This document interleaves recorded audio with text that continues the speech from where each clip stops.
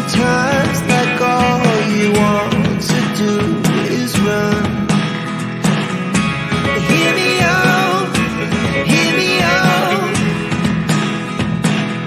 It's all the things you never show.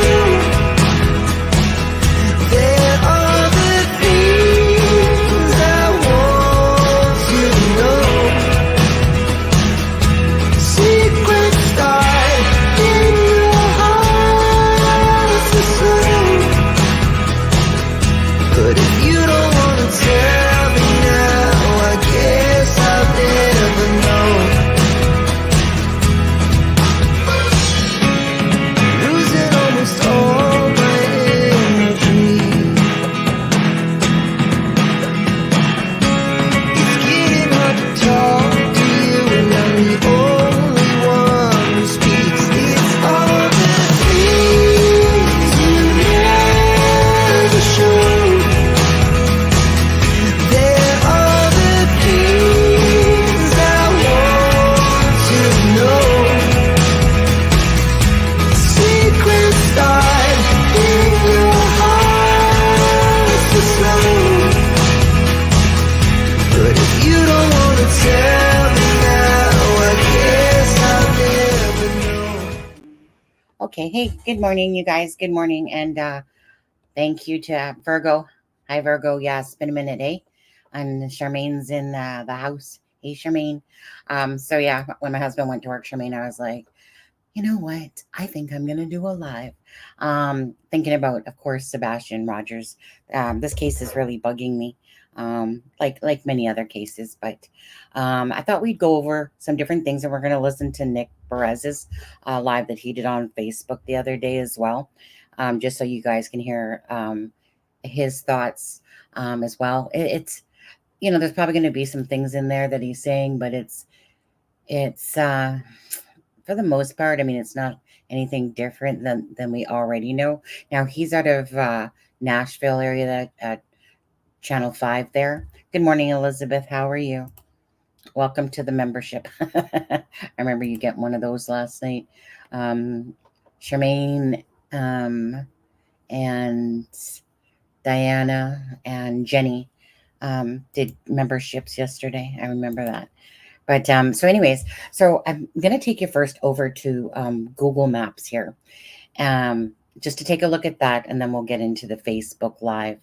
And again, this is, about poor Sebastian Rogers, the 15-year-old autistic boy that's missing, which is so strange.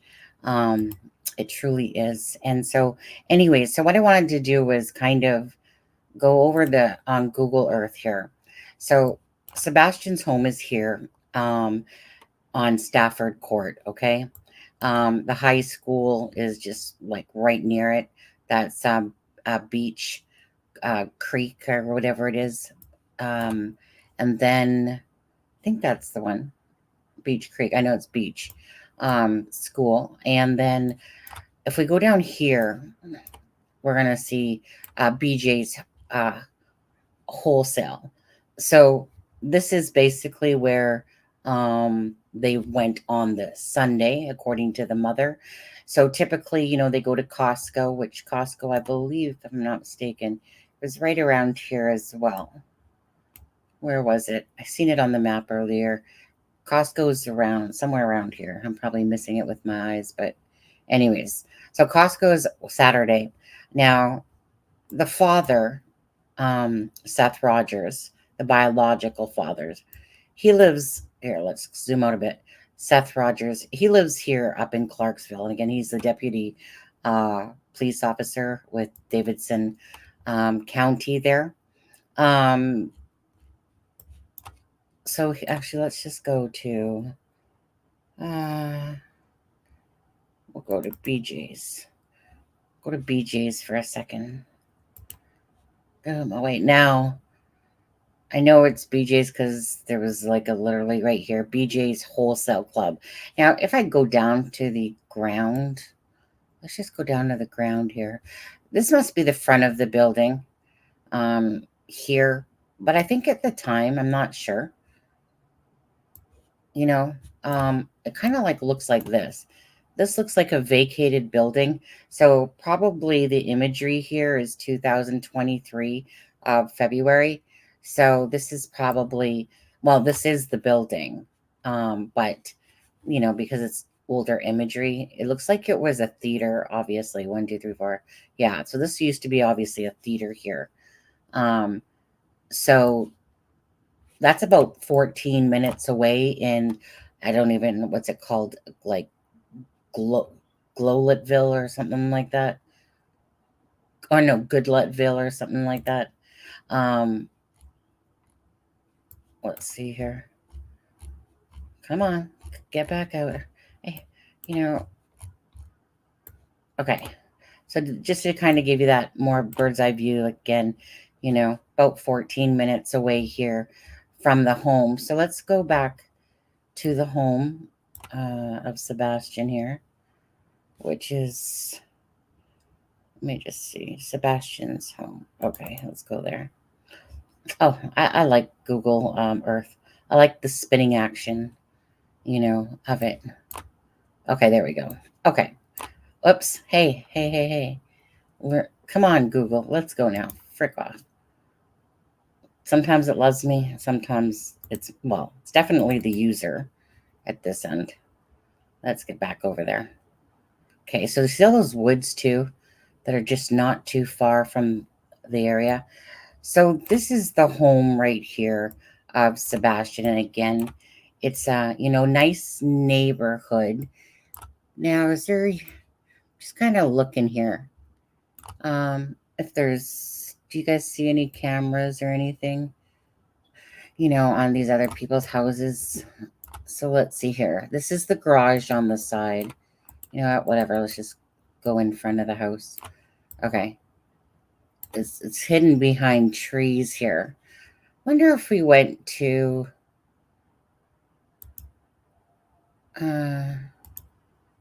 no, not going to give us a different time.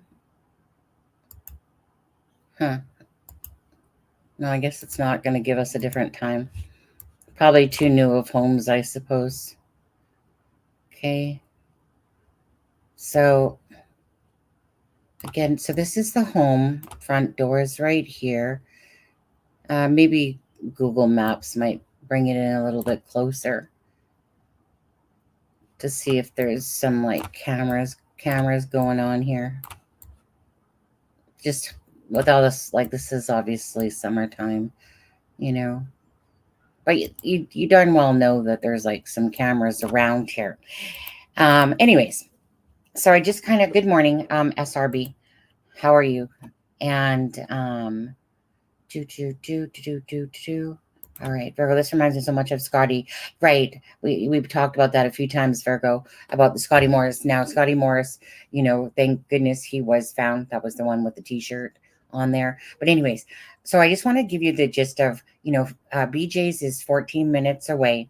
And again, according to the mom, they went to BJ's, which is like a Costco, you know, wholesale, which because it was a new place that opened up, and she wanted to take Sebastian there, which is Katie Proudfoot.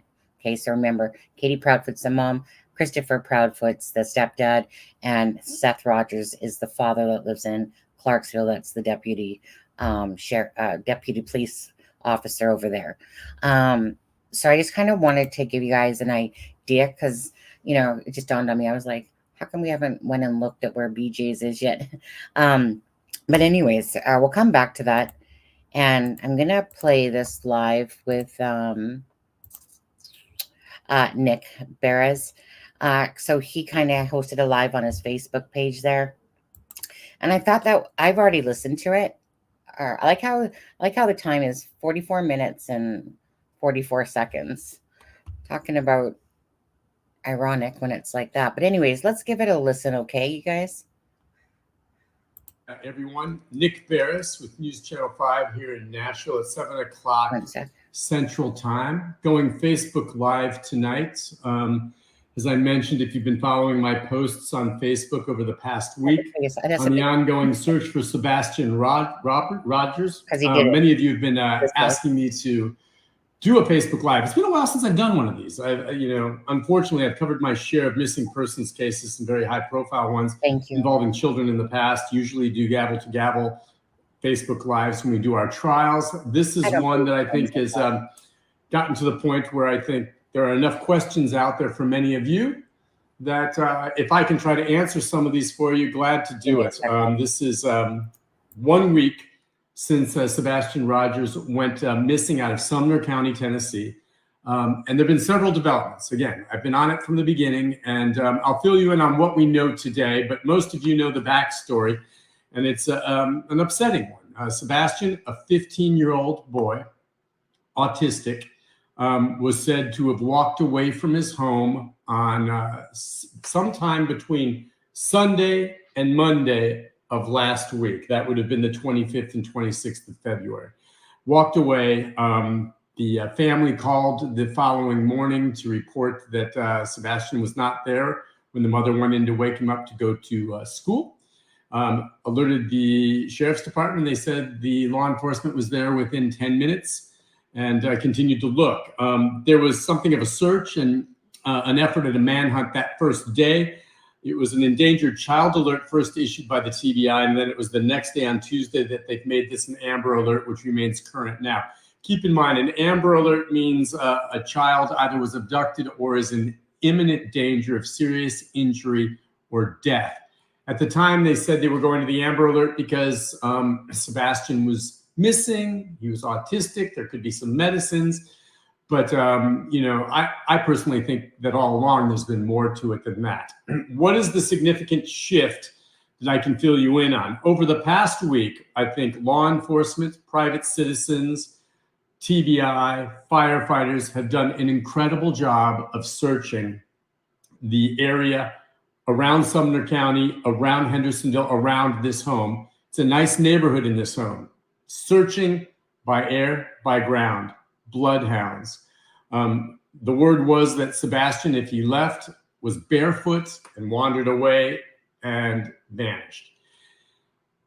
I have not seen a level of search to exceed what we've seen over this past week. They have done a tremendous job. They have been organized. They have had grid searches. They've had hundreds of people out. And again, as I said, by air, bloodhounds. They've gone door to door. They've asked citizens in the area to check their sheds, any areas where a child might have gone in and possibly got locked up. They've gone looking for any Ring camera video at all. Now, how much they pick up a Ring camera in the dark, I don't know, but any Ring camera at all. A tremendous job covering every base and not a trace, nothing. The dogs picked up no scent. There is no Ring camera video showing him leaving the area. There are no witnesses. Absolutely nothing. Absolutely nothing. And that's the way it stands today. No leads. There's nothing to indicate that Sebastian is dead. There's nothing to indicate that Sebastian is alive. But one thing that I have learned in my years of covering missing persons, especially when it involves a child, when a child, and Sebastian, a little older than some of them. I've covered some ones involving 5-year-olds and a little older than that. Joe Clyde Daniels comes to mind, and I may touch bases on his case in a little bit.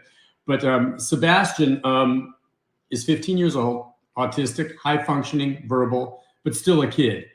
And I was told this a long time ago by an investigator I had a lot of respect for. And it's basically this, that a child does not completely just simply vanish on their own.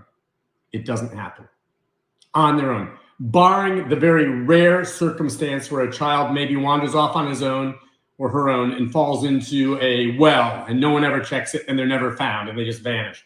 Or a child, is grabbed by an animal in the woods or falls into a ring. Barring the very unusual circumstance, children never vanish completely without a trace on their own. There is always a sign. There are always breadcrumbs. So in the absence of any of this, what was announced today is that authorities are scaling back the search. That does not mean they're going to stop. They're going to be back out there. They're going to continue. But what they termed it was, we are shifting to where this is more of an investigation. What does that mean? Okay, they have not said this publicly, but I have sources close to the investigation that tell me that not just today, but prior to today, but today especially, it's the most they hinted to it. They're shifting to where they are looking into whether or not there's evidence of foul play. And that if some of this surfaces and if there are things that come their way in the coming days, this will become a criminal investigation. Meaning something bad happened to Sebastian. He was abducted. He's been grabbed. He's been hurt. He's been dumped, something along those lines. But the bottom line and why they come to this conclusion is they can't find a trace of him anywhere, okay, anywhere nearby, which leads to the belief that someone took him from that area. He didn't have a car. He doesn't know how to ride a bus. He didn't have a cell phone with him. He was barefoot, okay? I mean, yes, the possibility exists that he is still out there somewhere, hurt, lost. I don't believe, as they say sometimes, autistic children, when they go out, they get frightened, they find a place to hide. True, I understand that. That can be a tendency, okay? I don't believe that to be the case, because after, not a week, after 2 or 3 days, that autistic child, no matter how scared they are, very likely, are going to be very hungry, and they're going to come out looking for something to eat. So is there a chance that maybe he's hurt somewhere, trapped somewhere, an unusual circumstance where he's fallen into a cave or something? You can't rule that out. Law enforcement's not, and they're not quitting on the search. But to have them say they've backed off is a significant development. I knew this was basically coming 2 or 3 days ago. And I can tell you, law enforcement has been considering, through all the interviews they've done, from the parents to the neighbors to the friends, keeping tabs. You know, whenever a child, or let me give you an example. If my wife were to disappear tomorrow morning, okay, and I wake up and she's gone, and I call to report it to police, there's no evidence to link me to her disappearance, and let's say I had nothing to do with it. Doesn't matter. That instant law enforcement shows up, I am suspect number 1, okay? Until they clear me, I'm suspect number 1. Now, we'll talk more about the parents who, for the first time, and it took them a while, but for the first time last night and then today, have given some interviews and have spoken out about this, and it's heartfelt, and my heart goes out to them. And we'll talk more about what they said and take some of your questions.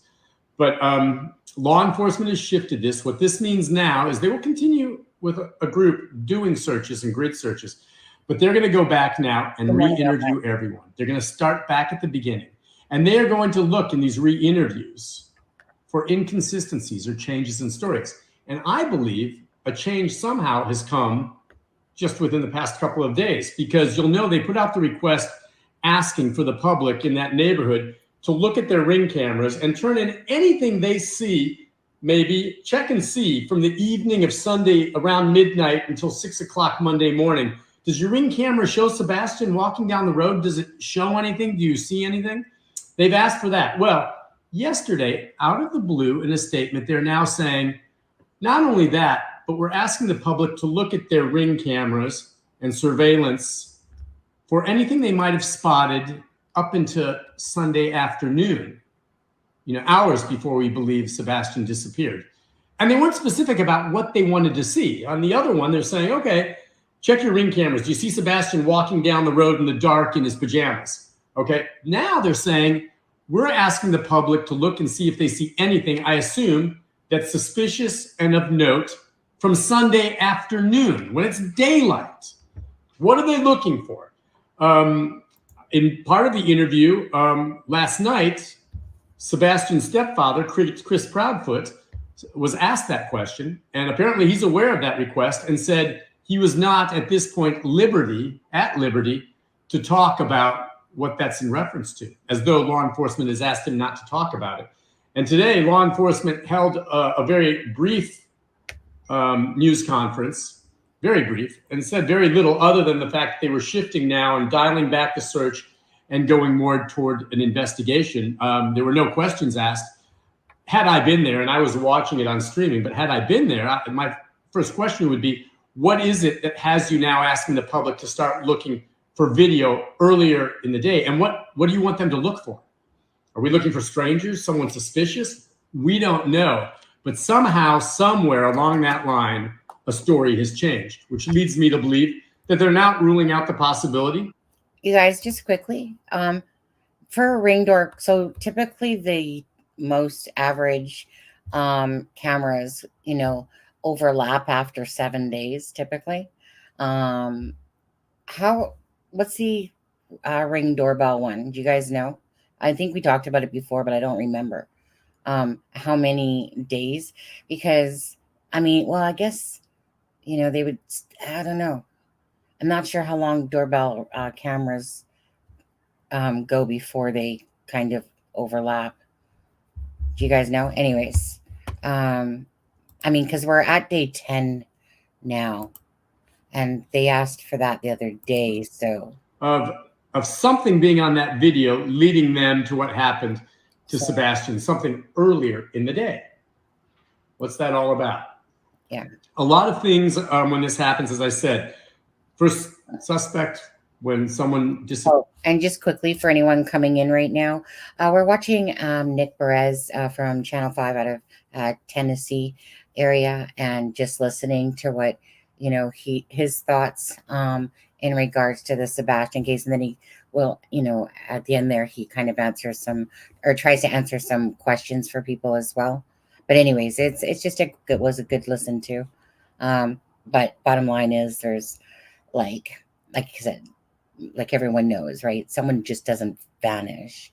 Something had to have happened with Sebastian. Come on. Disappears as someone who's closest to them. My wife disappears, I'm suspect number one. It's natural that the moment this child disappeared, while they're doing the search and there's no evidence otherwise, Chris Proudfoot and his wife Katie were instantly, if this turned into an investigation, suspects 1 and 2. Now that doesn't mean, just like with me, that they did anything. It's just they were the closest to the child. They were the last ones to see him. That's why law enforcement immediately starts looking and vetting them first and foremost. What I can tell you is that in one of the interviews, Chris Proudfoot said that they've been vetted, they've been questioned, they've been talked to, and they've been cleared. Now, that's what he said, okay? What I know law enforcement has said, the parents have fully cooperated to this point, and they seem very heartfelt and devastated by the loss of their son and stepson.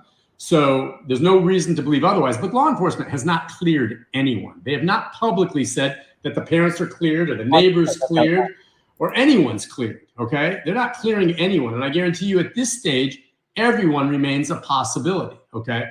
So yeah, the parents may say that they've been cleared and vetted. Until I hear that from law enforcement that they've been cleared, I'm gonna say they're like anyone else. They're cooperating, and that's a good thing, but that does not mean they've been cleared, just as no one else has necessarily been cleared. So that's where we stand. It's been a week. I just wanted to kind of put some of that out there. What I want to do is give you all a chance to answer as many questions or ask as many questions. I'll do my best to answer them for you. But I want to be clear on this. It's not fair to say, well, and I know many of you will have theories and, oh, well, the parents this, the parents that. Keep in mind, I mean, assuming as we should at this point that the parents had nothing to do with it, calling them out now and saying, well, they must have known something, that has to be devastating. They're already hurting because of the loss of the stepson. And now to be called as suspects by people who are just basing that on hunches without evidence, that's not fair. Trust me, I've covered plenty of these cases where children disappear and it comes back and darn right, the parent who was originally grieving turns out to have been the perpetrator. Okay, that happens more often than not, but that's no indication of this now.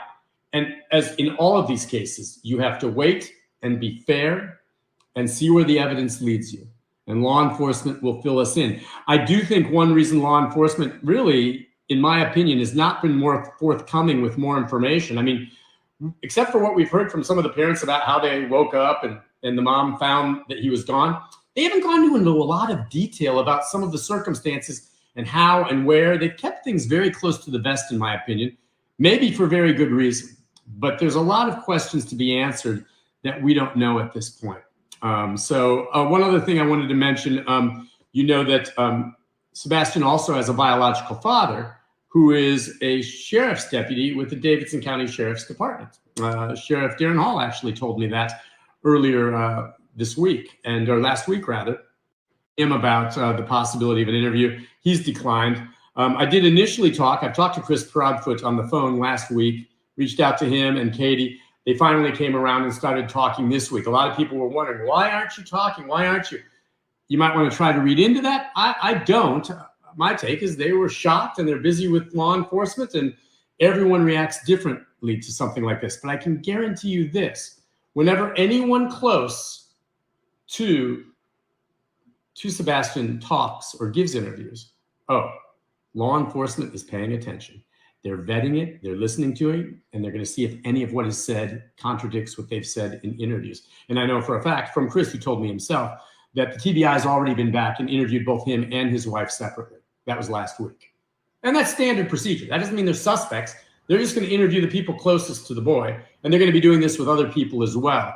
But now that it's shifted to this stage of looking at it as possibility of foul play, it's a different ballgame, and it's a different form of investigation at this point moving forward.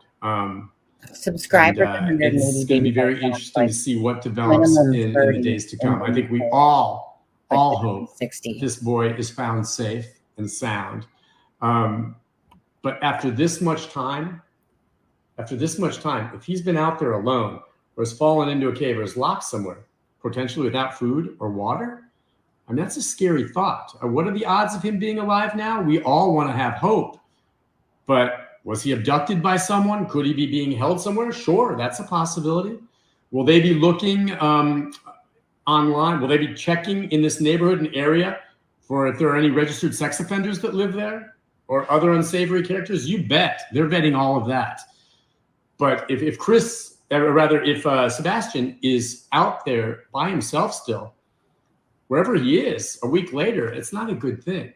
So anyway, those are my thoughts. What I'm going to do is kind of scroll up and down. If you have questions or comments, let me know where you're at. I'll try to answer some of them. I'm just doing Facebook Live, so I'll scroll through this.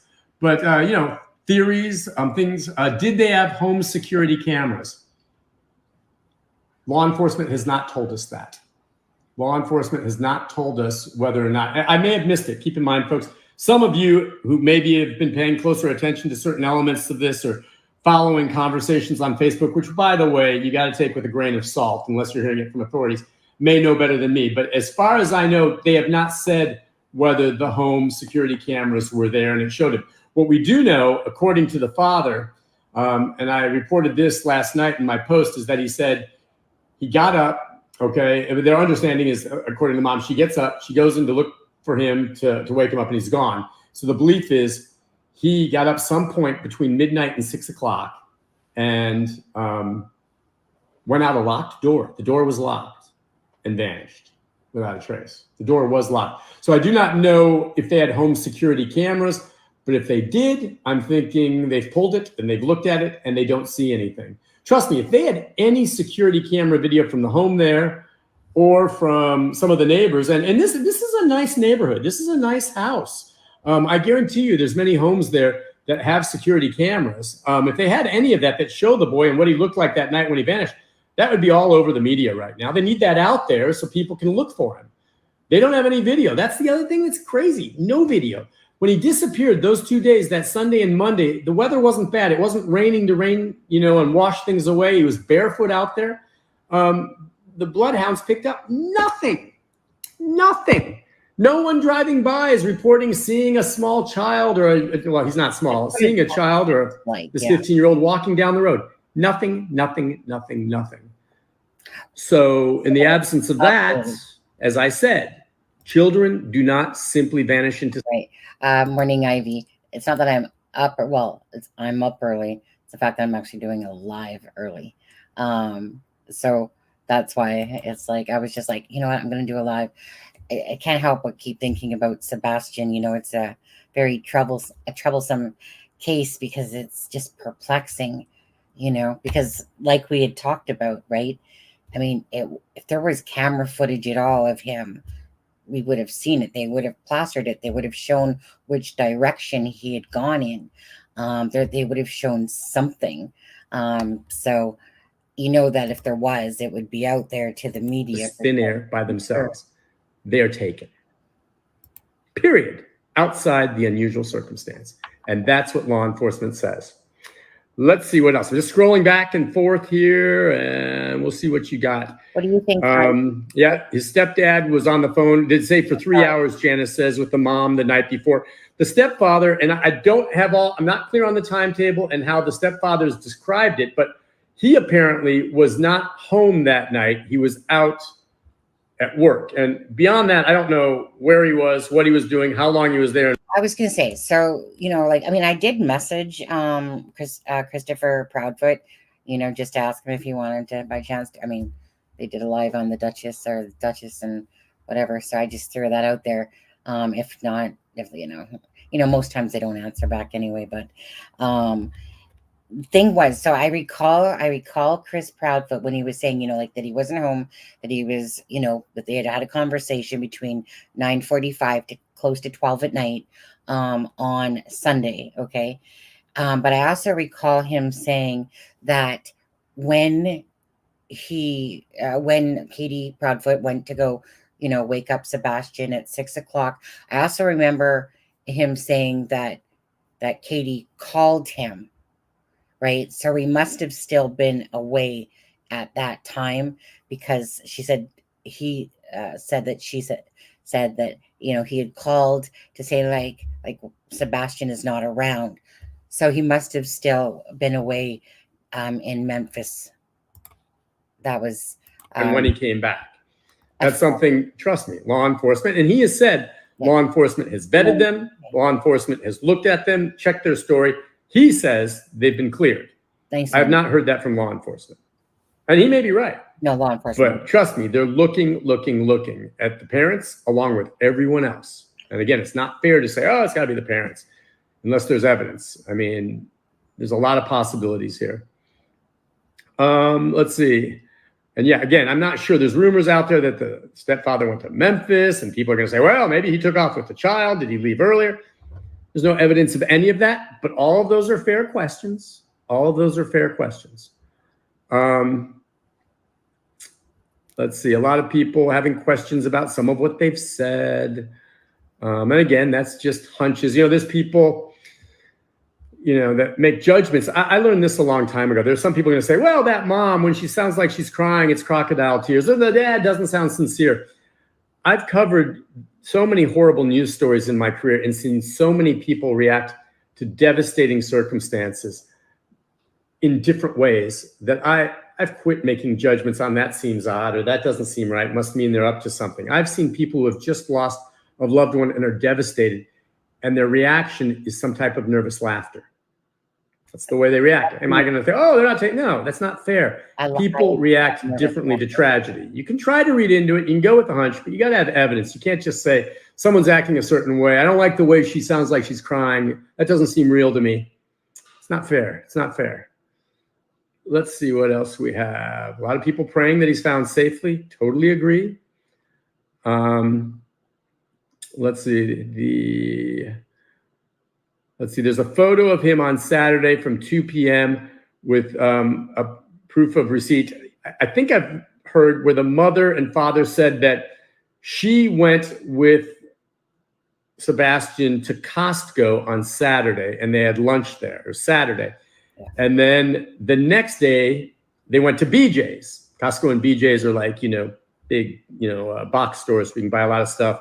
Costco, you can go in there and get a great slice of pizza or hot dog for next to nothing. So they were having lunch there on Saturday. Now, as far as going back to BJ's on Sunday, look, if law enforcement wants to check on that, I don't know. Is there security video at BJ's? They can go there and see whether or not they spotted her with the child at BJ's on Sunday.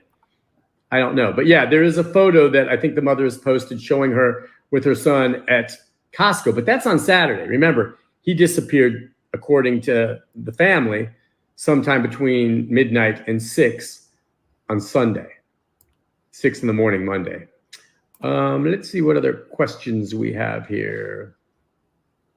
A lot of people watching, a lot of interest in this. So whenever a child vanishes like this, is so disturbing, and you just want a resolution as quickly as possible with the child being found, safe and sound. Like here's someone saying the stepdad and mom, the stepdad just maybe giggling a bit in the interview at one point. Just again, not fair to read into this. Let's see. But keep in mind, a lot of these theories that I see coming here that you're coming up with one way or the other, looking at, I guarantee you law enforcement has thought of these as well. The difference is they have to find proof to back it up. And there's a lot of ways to do that. They can ping cell phones. They can check security videos depending on where someone is. They can look at receipts and confirm things like this. And I'm not just talking about the parents. I'm talking about neighbors or friends or anyone like that. They're going to be looking at any time the boy was on social media. And his parents said they were very strict about that and didn't let him communicate much with social media. And he didn't have many friends outside a couple of them at school that he would hang out with that maybe could have coerced him into going somewhere. So keep that in mind. So again, that goes more toward foul play. Does this sound like, does an autistic child walk away barefoot? I mean, we've heard the family say that they think he left with a flashlight and no shoes. I think he would have put his shoes on. Which comment was that, CJ? He was going to do something like this. That's kind of weird, Refresh right? Why did he leave barefoot? I don't know. But yeah, the stepdad, and when we say apparently the stepdad, Kayla says, was out of town that day. All we know is that he wasn't there at least that evening when they were talking. And so unless I missed it, I don't have a good feel for the timetable of when he left and when he came back. But he was on the phone, and it was his wife who called him and said, I got up and he's not here, and what the heck, and what do I do? And they called the sheriff's department, okay? They did the right thing. They did that. So I'm not clear on where the stepdad was and for how long and when he left. And if there's security video confirming that he shows he left and all that's being vetted. Another thing that'll be interesting, some people have asked me, could the parents be asked to take a lie detector test, or could anyone else be asked to take a lie detector test? Yeah, they could be asked. They can't force them to do it. And you have to keep in mind, the results of lie detector tests are not admissible in court. I think they could be a helpful tool in interrogations if the family's willing to do it. And if they're innocent and they do it and they're cleared, it's another chip in their favor. The other part of this, and I have not heard one way or the other, but I do not believe yet the family, stepfather and mother have hired an attorney. I don't believe they have. But in fairness, and I want to hit this too, I mentioned the scenario where if my wife disappeared tomorrow and I had nothing to do with it, I'm going to report it. I'm instantly suspect number one, and they're vetting me.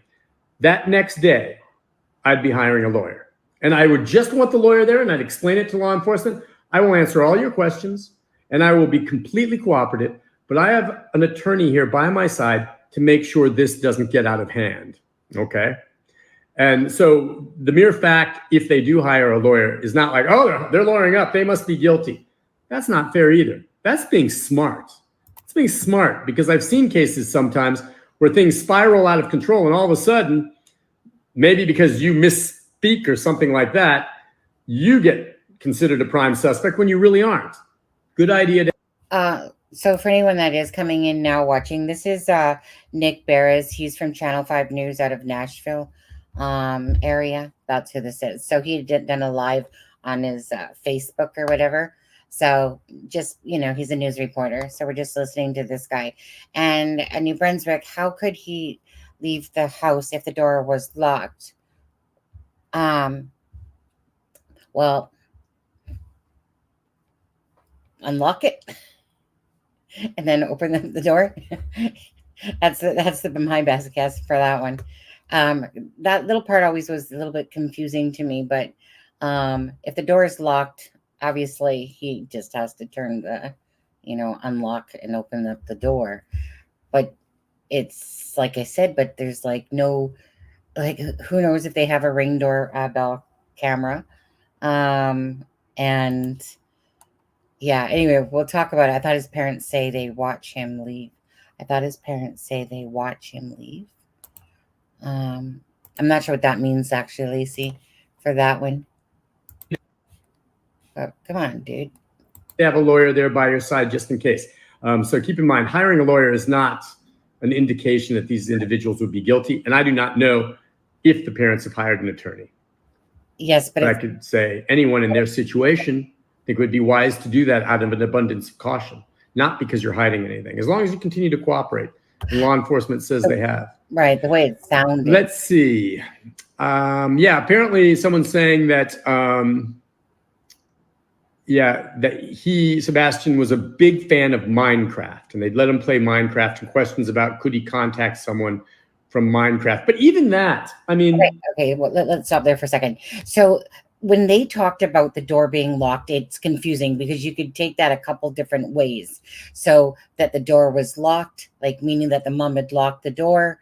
And so maybe when they were talking, they didn't say that, well, the door was unlocked, of course. So it could be taken a couple different ways, because at first you're kind of going, well, if the door is locked, like did he... Because most doors have your, you lock it, but you turn that little twister thing, right? The deadbolt lock. So most doors have that. And so I think that the way it was worded was just leaving interpretations for different things, because, obviously it doesn't make sense if the door was locked and he left, because then they would find it open. So I think that there's really that it's not very clear on exactly what it meant. Like, was it locked and then it was left open, but it was locked at the time? Or did they come, or was the door still locked and yet somehow he got out? So I think it was a little bit confusing there, because that's been sitting in the back of my mind as well. Yeah, sorry, I haven't had coffee yet. But anyways, so that's why I think that one, Put yourself in this young man's shoes. Who's going to go on Minecraft and say, hey, Sebastian, why don't you come out in the middle of the night, walk down the road and meet me somewhere? And then he's going to go, and then what's their motive for taking him? I guess it could be human trafficking, a child sex offender. It just seems like a lot. I don't buy it. Something else is going on here. I mean, maybe something else was going on in his head that led him to wander out there. Or, as I said, authorities now are looking hard at foul play. But they're not naming any suspects or anything like that. But kids just don't disappear on their own without a trace. I'm going to keep saying that. That's, when it comes to these things, a key phrase. Children and kids his age do not disappear on their own without a trace, except in extraordinary circumstances. Usually breadcrumbs are found, some clue, something. They leave something. And inevitably, when that happens, they're very often found, safe and sound. We don't even know. And that's a good thing, So you couldn't find it.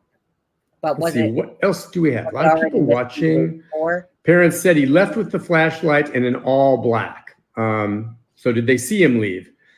I'm guessing that the mother saw him that night when she sent him to bed and what he was wearing. And I believe that the flashlight is missing, so they're assuming he took it. Okay, so that's confusing to me too. So if he went to bed at 9 o'clock, does typically a 15-year-old boy sleep in black pajamas? Because the way it sounds when you hear that is like, black trousers, black t-shirt, or black hoodie, something like that. And again, as for the flashlight, again, the mother said that it was one of his things that he played with a lot, and she couldn't find it anywhere, so that's why. Hence, but that I'm confused. So, like, when he went to bed, was he wearing like a black pants, black hoodie type of thing, or black t-shirt? So you would think that typically when a child goes to bed, typically they throw on pajamas. So again, kind of confused on that. Okay. That's their story. What else do we have here? It's fascinating. And this does my heart good to see so many people caring about this. I don't know what's been asked, but were doors and windows locked when mom got... my understanding from the stepfather anyway, is that the front door was locked and he went out. Now, I don't know if that means it was locked from the inside or if the outside was locked and you could open it from the inside and he walked out. But he said that the door was typically locked. Someone's saying here, this sounds like Joe Clyde Daniels. I knew that would come up. And the similarities here are that the two missing were autistic. Joe Clyde was 5 years old. His body still to this day has never been found. His father eventually confessed to killing him and is serving life in prison. His mother now is serving time for being aggravated child abuse. Okay. But my point, though, still, Shar, is if the mom saw him in black, like, so maybe that's the last time she saw him was wearing that, because he went to bed at 9, right? She went to bed close to 12 because she was talking with Christopher for a few hours there, like about, I guess, well, just over 2 hours, right? But typically a child, when they go to bed, you know, puts on at least pajama bottoms, you know, even if they don't wear their top type of thing, but they usually put on pajama bottoms. So unless he left on his own and knew to put warmer clothes, but the thing is that how would they know that he was in black with a flashlight? You know, because like I said, if he went to bed, I'm sure he's not going to sleep in the same clothes. You know, like as adults, we sometimes do that. We're just like, you know, whatever. But most times, you know, we either get butt ass naked or put on pajamas, you know, stuff like that. But as a child, typically, they're not going to sleep in their clothes. So it's kind of like, well, how do they know he left in black unless that's the last thing that, you know, she had seen him in? No one saw. Right. Yeah. See, that's what I was trying to say. If nobody saw him, then how would they know he was in black? Unless it was just referencing what he was wearing last, but still, you know, so did he sneak out? Perhaps, like CJK said, did he sneak out sometime between that? Like, let's just hypothetically say, so if she thought that he went to bed at 9 and she was on the phone, you know, sleepy and whatever, talking to Christopher, you know, maybe she was traveling throughout the house. Maybe she was lying on the couch. Maybe he slipped out the door. She went to go lock it, you know, to do that nightly routine or something like that. Perhaps it was locked. Yeah. So there's, you know, it's a very strange case. And I'm not trying to that's what happened in that one. They were questioned and eventually they broke. And that's how that played out. That's the only similarity. And it's not fair to compare these parents to those parents. These parents are not charged. They're not named suspects. Nothing at this point. But no, 9 CJK. Both missing, both autistic. Of course, Joe Clyde was considerably younger, 10 years younger. Let's see. How could the dogs have tracked nothing? Great question. And I don't know. I mean, these bloodhounds are incredible. Have you ever seen demonstrations at like the Wilson County Fair? I mean, they can take your scent on a quarter and hide it across the fairgrounds and the dog finds it. You know, I mean, they're incredible. And they didn't pick up any scent of a barefoot boy walking down the road or in the back or anything. Come on. There's a problem with that. No Ring camera video? I mean, is he that stealthy?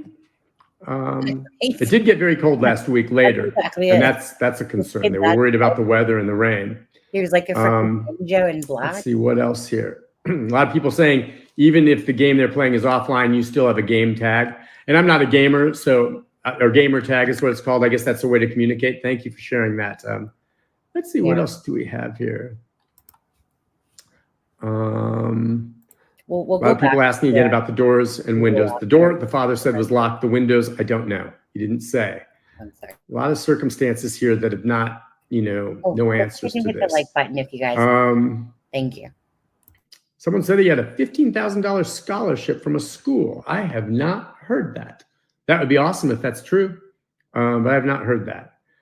I did see where some businessmen are offering like a $3,000 reward for information that leads to finding him. So there's some money out there with that regard. Let me see what else. By the way, again, a nice thing to do is this and anything else. And I'm glad the parents are finally speaking out because it keeps this case out there. It's just been a week, but you know, if he goes missing another week and another week, the sad fact is it fades away. They'll never stop, but it fades away. Well, I'm not going to let that happen. We'll be doing more updates like this, and I'll continue to post on my page whatever I hear. And I'm lucky that I do have some people close to this investigation that I know that will have to speak to me on background and others who have handled this type of missing child case to tell me exactly what they know law enforcement textbook-wise should be doing at this point. And that's exactly what they're doing, the right thing. Shifting now from all-out searching to looking into the possibility of foul play. I hope that's not the case. If it's foul play, then that's a big problem. You really worry about whether or not he's still alive. What are the chances after a week? I think there's still, as we sit here, no reason to believe he's not alive. He could very well still be alive right now. But the more time passes, the more this becomes a concern. And to learn what happens to him, whether he's alive or dead, either finding him alive, obviously then you can discover what happened. If he's not alive and you never recover his body, we'll never know. And I guess we know because Joe Clyde Daniels' father confessed, but they still to this day have never found Joe Clyde Daniels' body. People ask me again about the biological dad. And again, the biological dad, someone said a Metro police officer. Close. He's actually a deputy with the Davidson County Sheriff's Department. So he's not a Metro, but he's a deputy with the sheriff, not a police officer with Metro PD. And from what I've heard, the father and others, he had a good relationship with his son and would often see him. And he lives up in the Clarksville area, but works here in Davidson County. And what I've been told is he has now taken a leave of absence to be there during the search for his son. I'm sure assisting in any way he can. Any other questions here I can answer for you? Yeah, a lot of prayers, a lot of hopes that he's found. And you know, what will break this case, one thing for sure that'll break this case is someone seeing something. Someone who sees something and reports it, whether it's a Ring camera. Law enforcement has said time and again that any little detail, and especially when you're looking at those cameras, and now, like I said, they're saying, please look back through the earlier parts of the day on that Sunday. They weren't specific about what they want you to look for, but if you see anything, I suppose, unusual or anything involving any of the parties here, report it. They say anything that you see could be small. Do you live in a mansion in Brunswick? Who is saying your comment? I don't know if she's commenting to me. Oh, talking to someone else.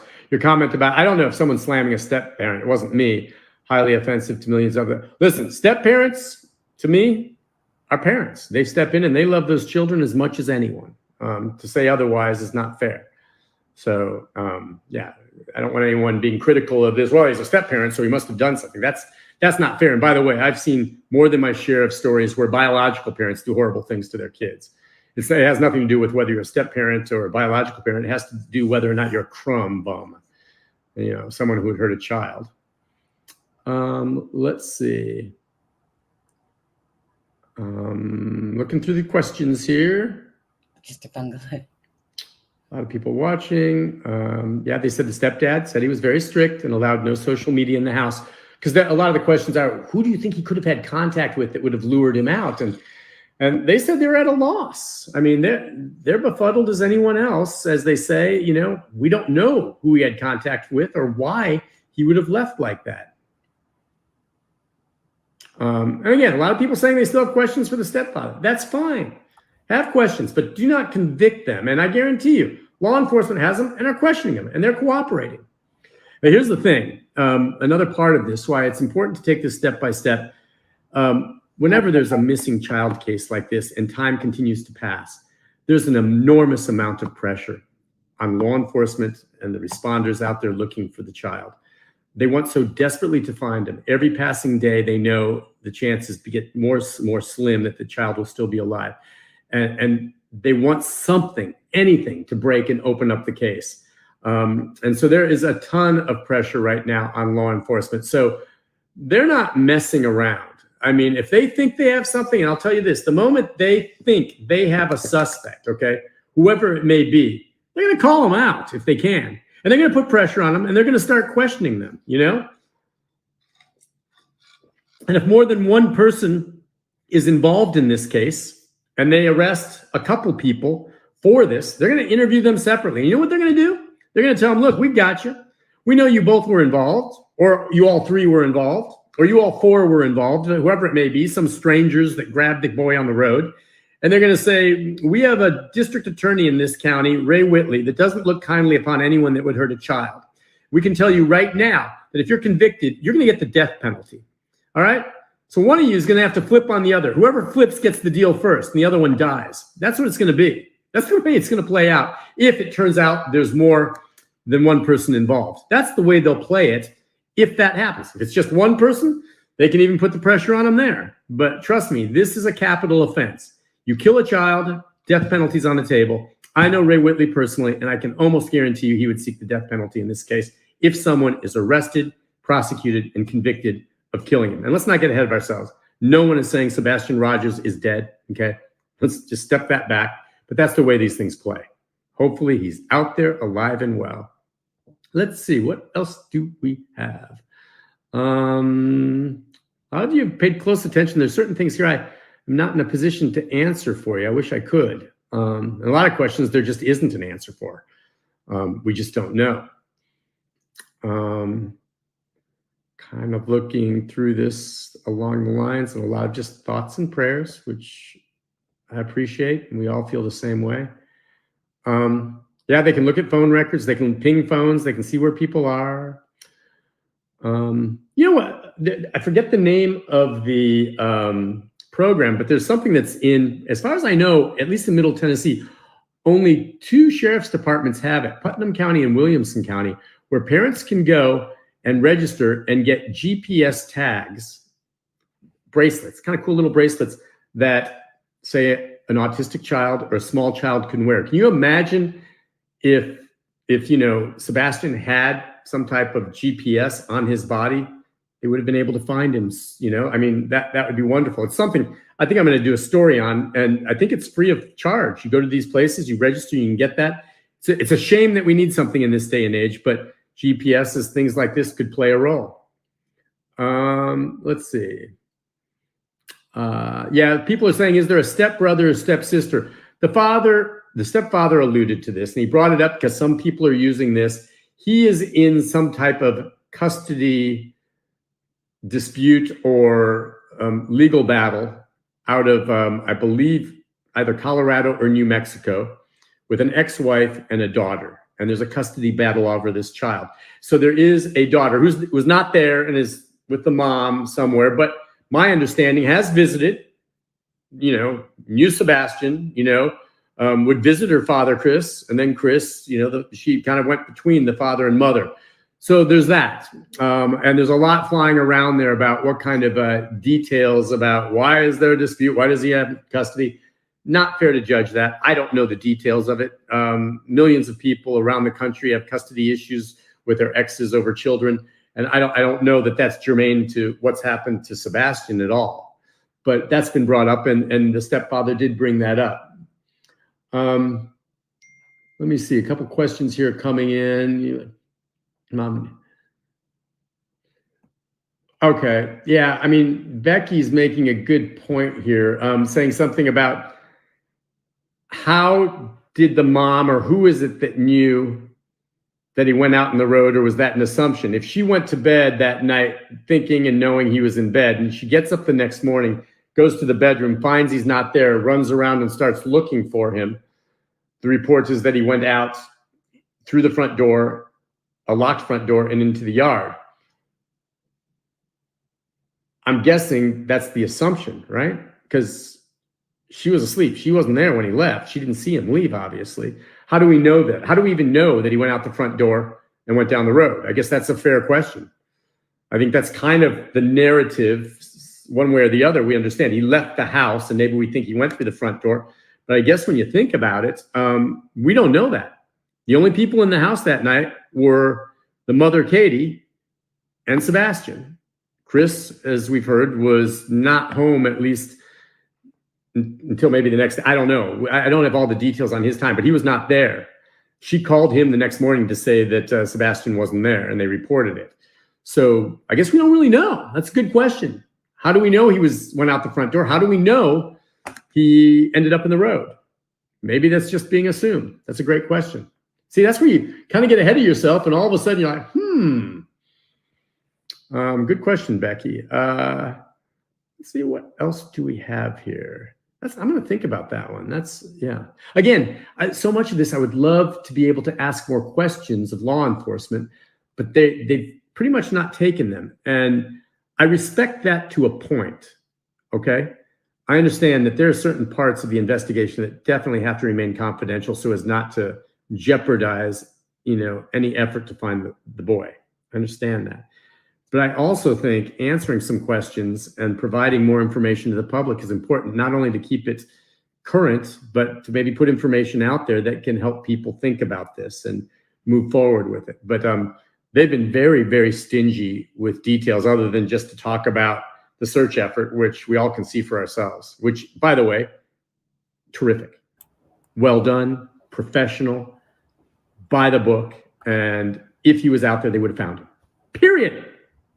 They've done a great job. And that's why, in the absence of finding him, they're considering this foul play. He had to be taken from the area or they would have found him, unless he somehow accidentally locked himself in someone's shed that they haven't checked, or he fell down a ravine into a cave that no one knows about. Barring something bizarre like that, someone had to have taken from the area. I mean, that's the natural. Law enforcement has not said that. Law enforcement has not even said foul play. Law enforcement publicly has said, we're still searching, but we're shifting to an investigation. Just that. All right, my sources tell me this is now a criminal investigation. They haven't given up the chance of him being out there on his own and finding him. They're going to keep looking. But yeah, they say investigation. I'll tell you, it's a criminal investigation now. It's criminal. Let's see, what else do we have here? I think that's about it. I mean, just I don't want to be redundant and bore you, but I see we had at one point more than 3,000 people following this. And again, I'm sure many of you from all around the country. And gosh, I really appreciate you being a part of this. If you have questions, message me here on my Facebook page. I do my best to get back to you. This page has about 250,000 Facebook followers all around the world. Most of them, of course, here in the South. But please. Well, should we leave his face like that? Let's leave his face like that. So Ivy, it's Nick Barris from Channel 5 out of Nashville. So this is on his Facebook. So I was listening. I listened to it all this morning already, and I thought I'd do a live and share it with you guys, just for his thoughts. And that right at the end there, like you heard, it's turned into a criminal investigation. But they're still, like, of course, searching for him. So on Sunday, like you said, they asked people to go back to their doorbell cams and stuff like that, to search for any sort of footage prior to that day. But the parents weren't allowed to talk about it.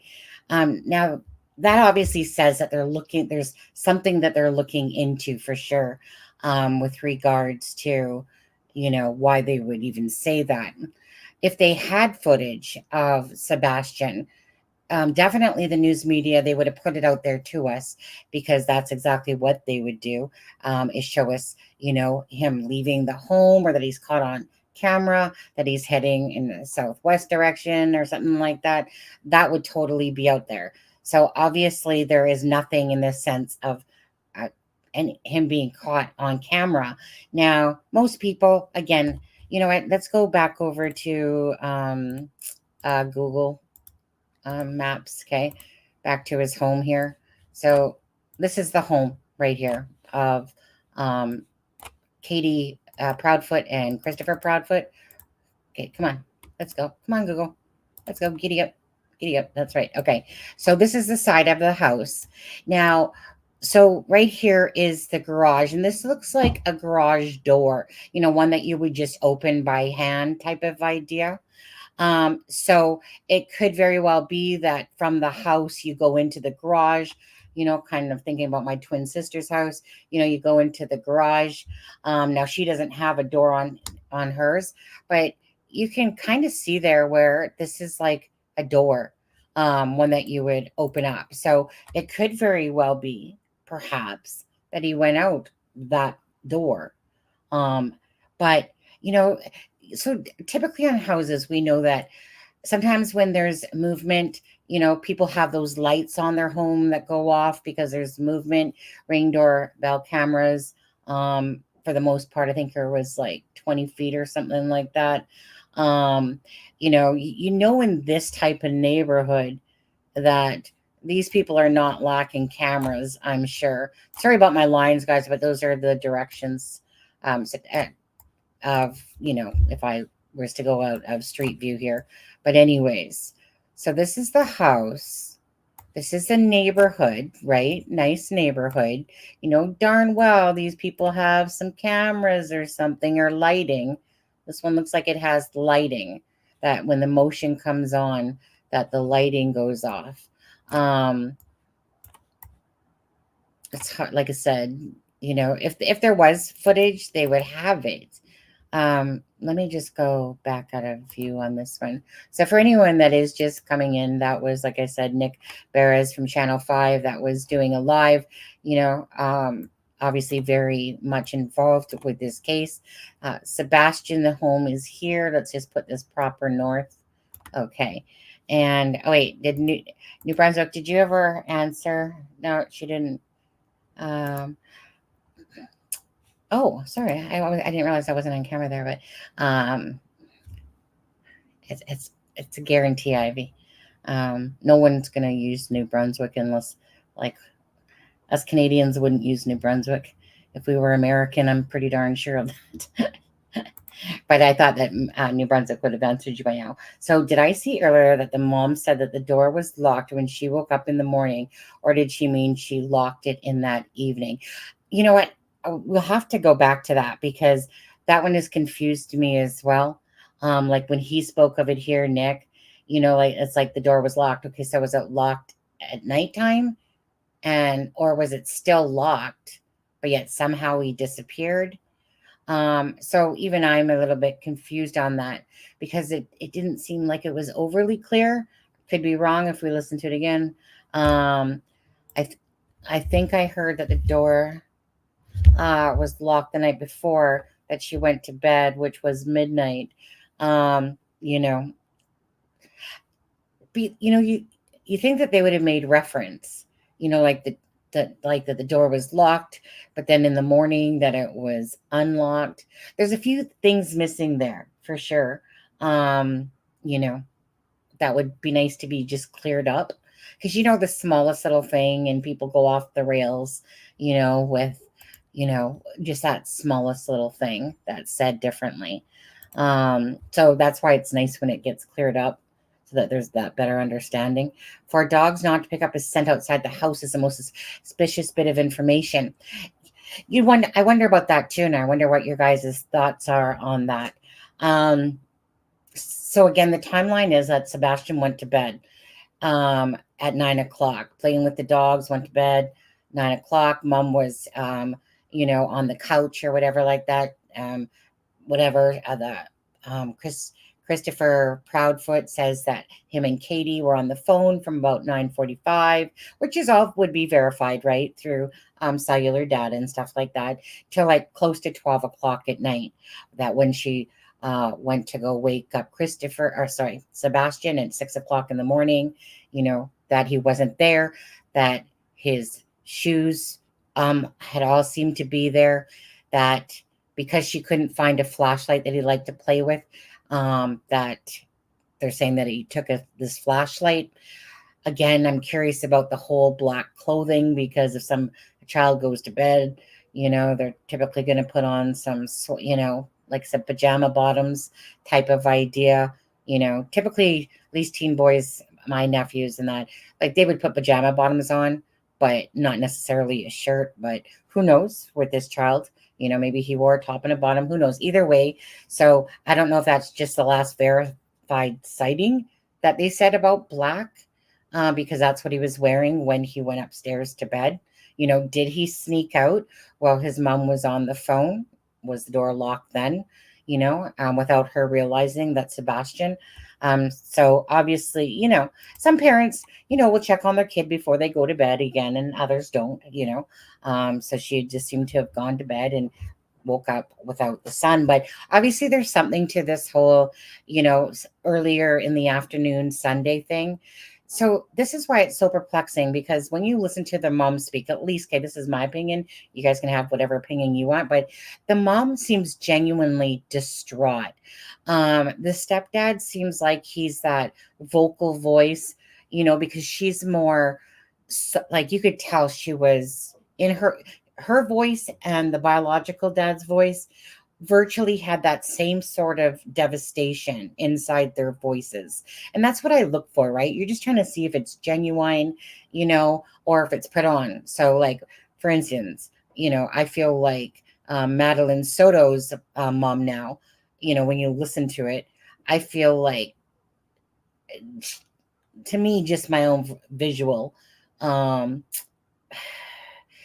she doesn't seem as distraught, in a sense, and to come out knowing that there's some definite, either a bad effing memory, or just simply lies, and there's a cover up there. Whereas these parents, when you listen to them, sound distraught. The Christopher doesn't sound so much distraught as much as he is being that vocal. You know how some people, just kind of take charge, take over. But I feel genuine distraughtness there. So in my head, I'm confused. I'm like, this child didn't have virtually any friends. We're listening to the parents say about his dislike for being dirty, um, you know, dark time, bogs, not liking bogs, so what would, like, just by the information we have, what would make a child that is high, like high autistic, however you say it, high performing autism, um, and what would make a child then decide to leave between 12 to 6? But did he perhaps leave, if he did leave earlier, when his mom thought he was upstairs, but he really wasn't, and hence, maybe, like typical, you're right, you go check the doors, make sure they're locked. There's some darn well video footage. So I'm perplexed. Either this kid actually left and they've just missed him. They just, you know, he got hurt,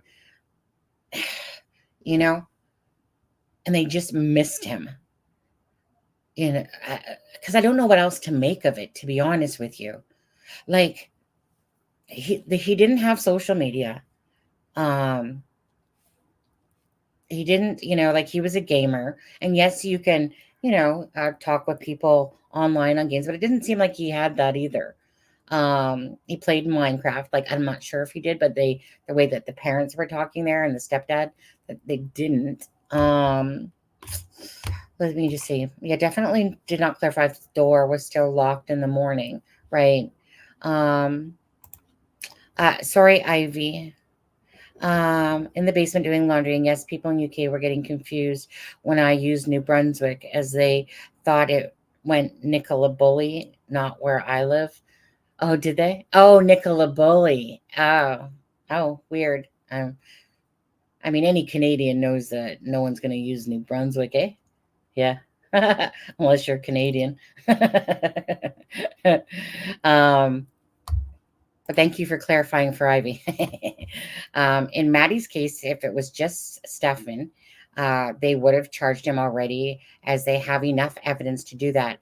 I speculate they're also looking at the mom. Yeah, let's speculate hard on that one. I'm sure that they definitely are looking at the mom, because of the inconsistencies, right?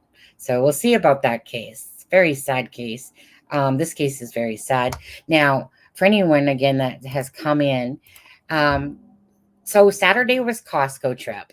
On Sunday, it was BJ's, okay? Which BJ's is right there. It's a wholesale place. Costco is more in this area. I remember seeing it. Anyways, and BJ's is here.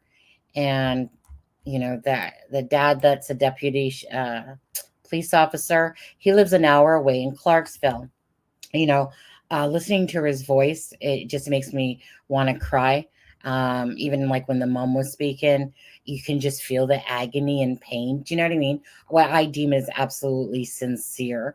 sincerity. That I'm not seeing it. Like I would more question, like I said, Madeline's mom for sure. Than definitely these parents. These seem genuine, and that's why I'm having a hard time. So if the parents have nothing to do with this, which is my personal guess, if the parents have nothing to do with this, well, then what are the other options, right? So does it seem likely that he went off with some stranger and decided to leave at night and someone randomly abducted him and somebody, like there would be like a vehicle. There would definitely be camera footage because you ain't living in those homes without some people having definitely their cameras, if not most of them.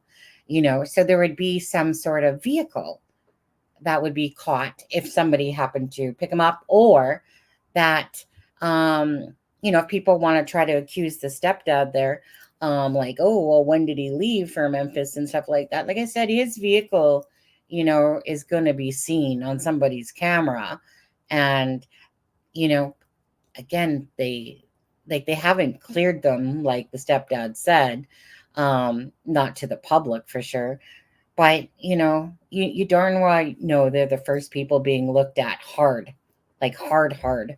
They've gone to the house 10 times, picked up no scent, knowing full well that Sebastian would go outside at some point, you know. He didn't seem to go outside a lot. He seemed like he was more of a gamer, but obviously, like the vehicles are probably parked in the garage, perhaps, who knows? Either way, so it makes me wonder if the dogs got confused with scent because the scent's just all around and there was no clear direction to pick up the actual trail of Sebastian. Makes me wonder about that. Welcome. So Maddie's mom had removed her Facebook now. Shocker, right? You know how people are though, right? Actual adults will go over to somebody's Facebook page, start trashing them like crazy, have no any sort of problem just being an adult and acting like they're 2 years old. I could never imagine and would never do something like that. I can't even understand how people find that okay as an adult with that kind of behavior, regardless. It's just I just don't understand that type of thinking. Yeah, I'm just gonna go trash somebody on their Facebook, even if she has something to do with it, whatever. But I know how I remember the Summer Wells case very distinctly. Um, Adults were attacking that 15-year-old boy or whatever. I think it was 15. He was 15 or 16, attacking him, calling him a killer, everything like that. And you're just like, are you people crazy? Like, come on. And this is what makes me sick about when it comes to Facebook and stuff like that, the fact that people have no problem, doing that. And it can easily scare someone because a lot of people try to throw out threats and stuff like that as well, right? And that's just inappropriate behavior. That's just disgusting behavior, to be honest. There's no need of sitting there. It's one thing to go look at their Facebook. It's another thing to literally sit there and message them and start trashing them and stuff like that. I mean, if it's a convicted killer, go right ahead. Enjoy yourself. Garrett Kurtz. If he wanted to go out and play real life Minecraft, I don't know why there wasn't a scent for dogs to follow. Wait, am I missing something about their real life? If he wanted to go out and play real life? Did I miss something there, CJK? Are you just saying that like a thought? Or did they say something about him wanting to go out and play real life Minecraft? Because I don't recall that. Hey, there's my baby. I would like the mom to clarify if she last saw him at 9 p.m. What did she mean when she said WSMV, which is the news station? Oh, that morning he was laughing and joking. What do you confused on that one, Adam? I would like the mom to clarify if she last saw him at 9, which she said. What did she mean when she said WSMV, which is the the news station. That morning, he was laughing and joking.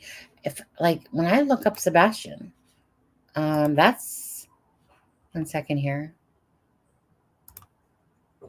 Come on now.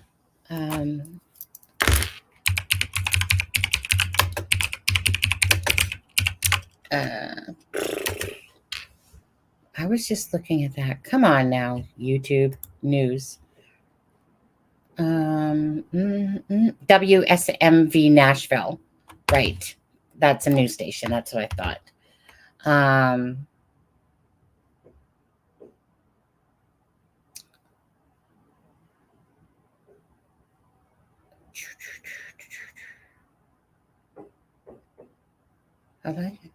What did she mean when she said, so we know it's a news station. So that I'm confused with that morning he was laughing and joking. Yeah, talking about Sunday morning. Yeah.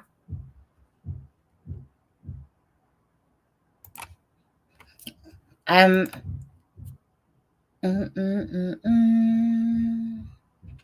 want to go back and listen to that again.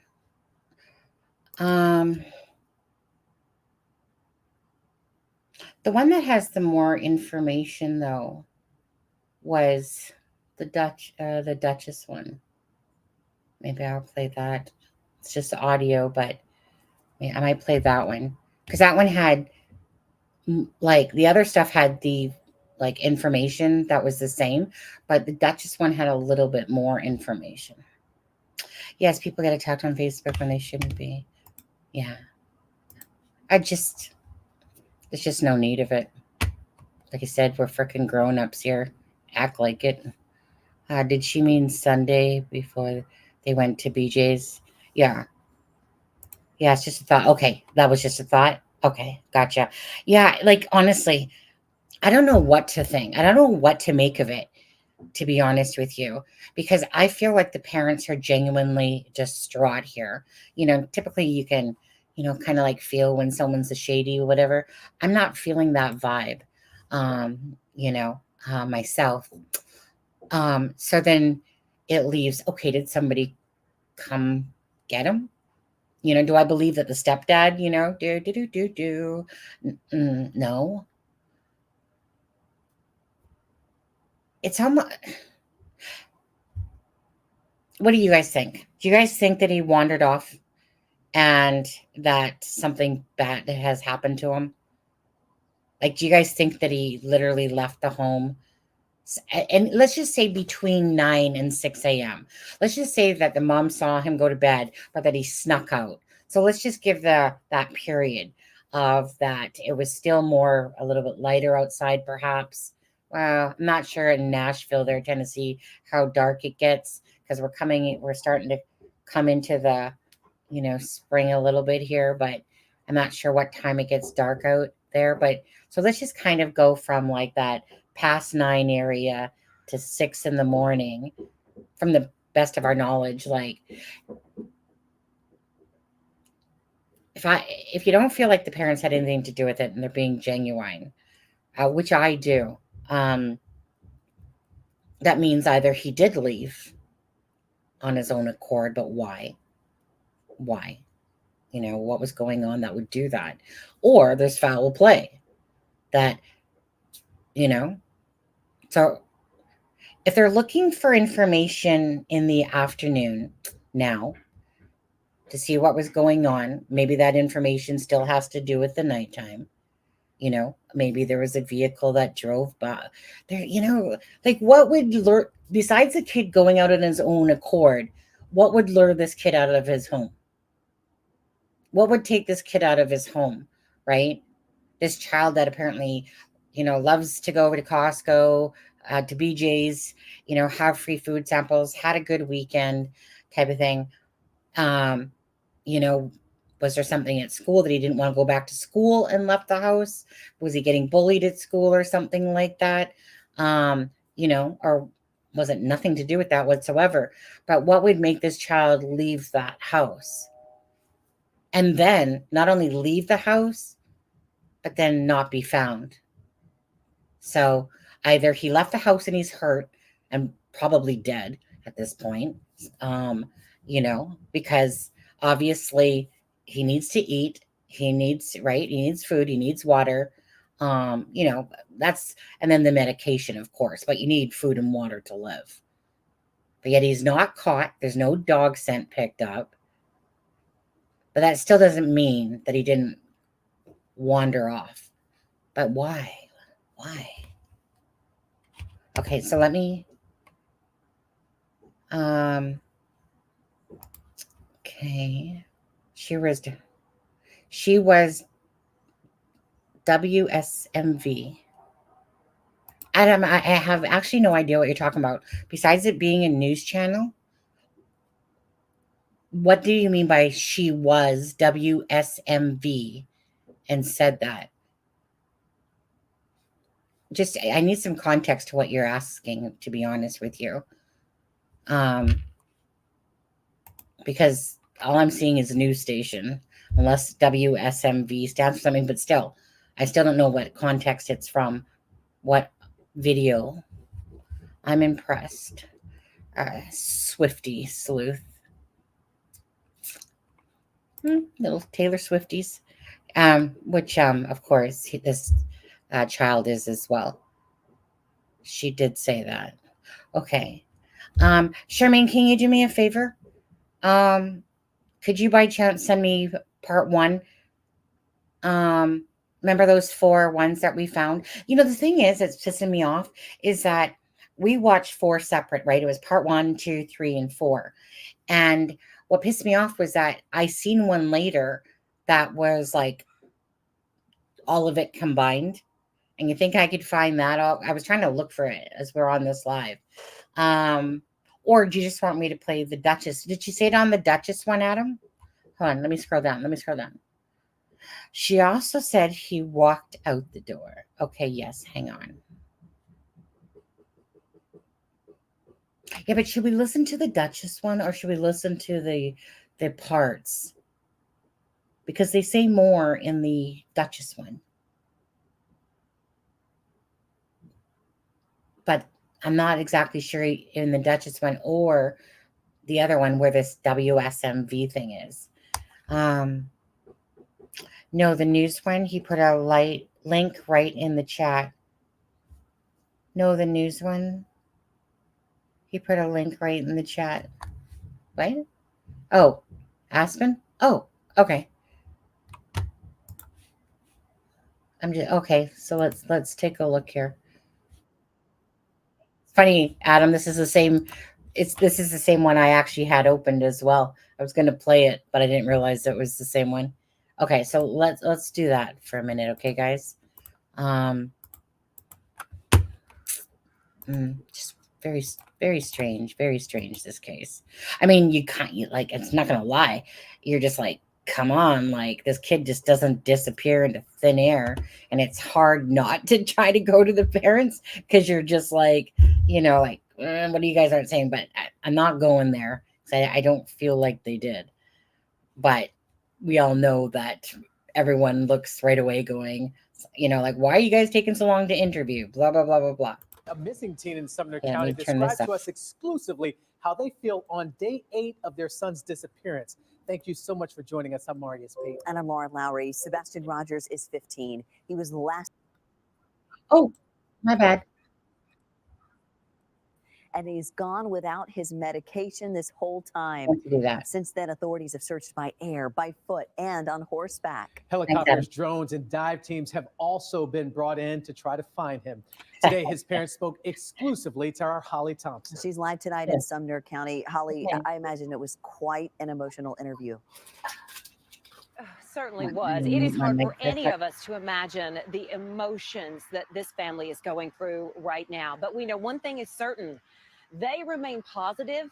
They are holding on to hope that their son Sebastian will return home safely.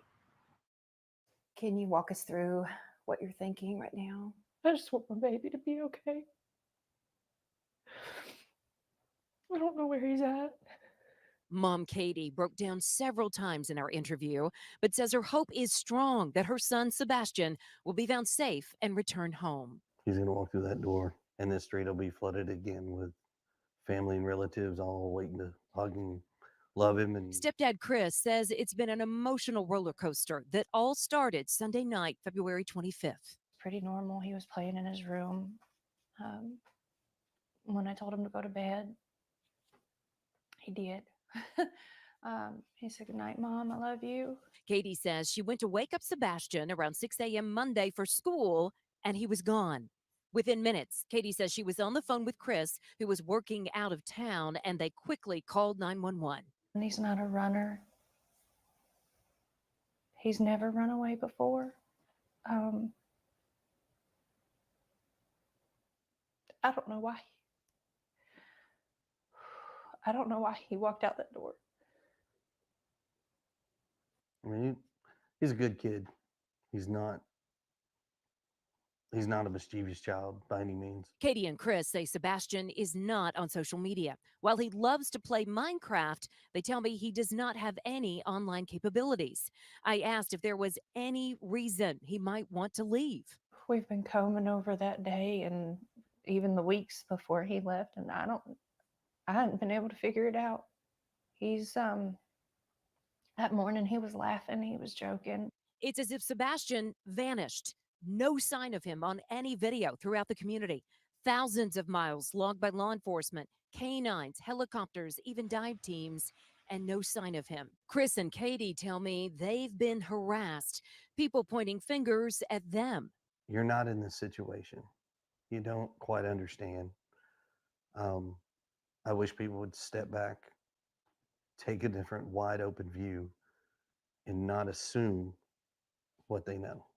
It's just better to stick to the facts. Are you both in the clear? I can tell you that Mom, myself, and the father have worked very fully and cooperatively with all agencies across the board. We have anything that they've wanted, we have provided. What do you want to say to Sebastian? What do you want him to hear from you right now? That we love you so much and we want you to come home and you're not in trouble. Now, Katie did tell me that even though Sebastian does have autism, he is a smart teenager. He is highly functional. They say if you see him, say his name, say Sebastian, and he'll respond. He'll at least acknowledge you. And I can tell you, this is my home. This is my community. And the people here are strong. They say they will continue to search. They will continue to hope and continue to pray for Sebastian's safe return. And by the way, you can watch my full. Oh, so you did mean WSMV, the actual station, and you were saying about the laughing and joking, which was that morning. She also says he walked out the door. Right. I mean, let's hold on. Let's go back over to the home for a second. Okay, so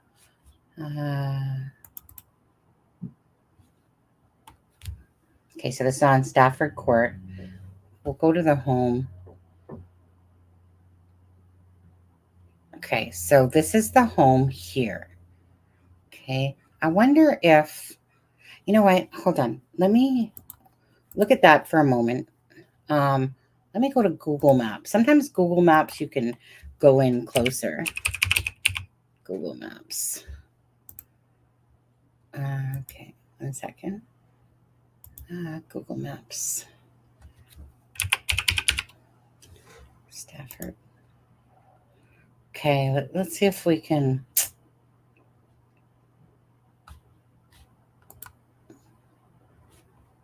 Oh, yeah. Okay, so let me come back here for a second. Let me stop screen. Let's go to Google Maps. Because Google Maps, we can zoom in closer. Okay, so it's hard to see if there's any cameras outside here because of the trees.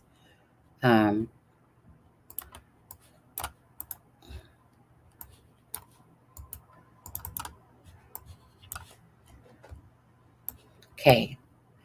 Good work, Sonny. Good work. Okay, so that's the backyard here. That's another home here. Is what it looks like. Is that another? We'll do a sky view in a second. Anyway, so there's a door here. So, you know, that would come from the house. And, you know, I mean, barring the fact that, let's give a little bit of a, can this one, wait, this one can't do the view though on top, can it? Let's go to the side of this home. So let's see here. Okay, that's the, oh, hey, there's another door here. There's another door right there. Okay. There's another door there.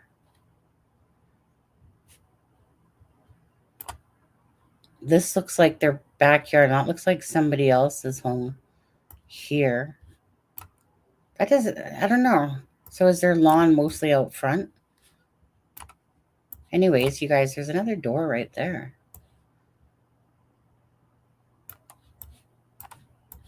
Huh.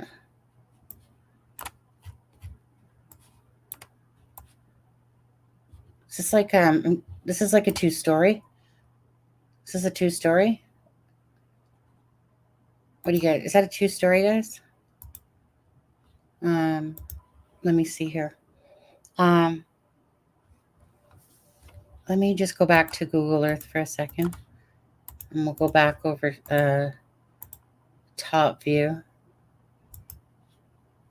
Yeah, exit street. Come on now. We went to get a better view.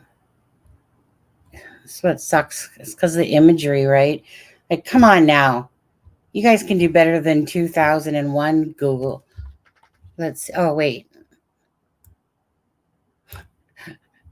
Okay, let's get off let's go to 2023. Is there a 2023?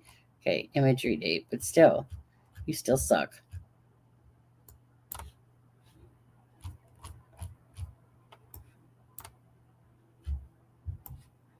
Man, I was hoping to go. Okay, this is their home. So this is somebody else's home.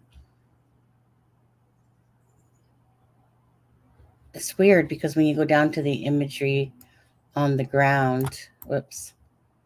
When you go down to the imagery on the ground, it looks different than that, doesn't it? So their imagery sucks or something. Because if we go back down,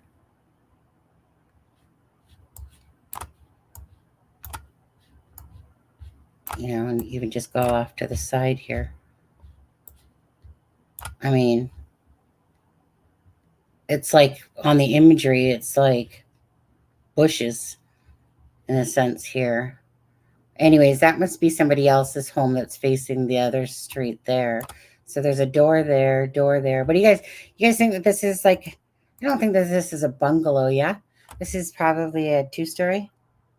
The door in the back corner is just a crawl space entrance, not a full door. How do you know that? How do you know that, sir? That's what it looks like to me too, like a split level. That's what it kind of looks like. Well, you know what?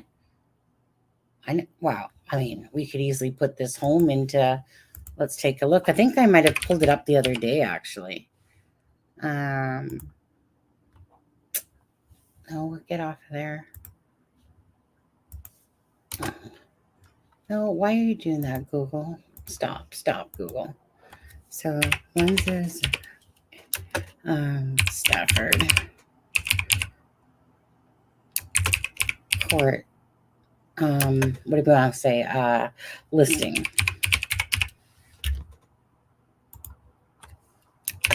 Pretty sure that I saw pictures. Let's see. What do you got? Okay. Let's take a look at this home if we can for a second. Share windows. Okay. So there's 40 photos. Okay. Give us 40 photos. That's number 32. Okay. Okay.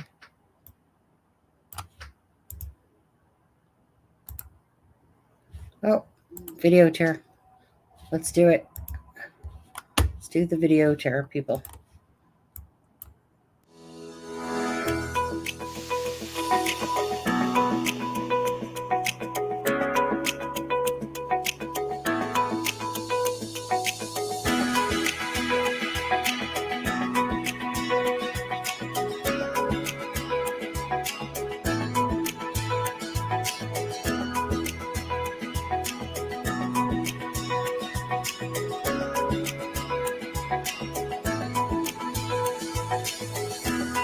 Okay, so the mom's downstairs. He goes upstairs. There's the front door right here. So that's pretty in line with her vicinity of seeing. Okay.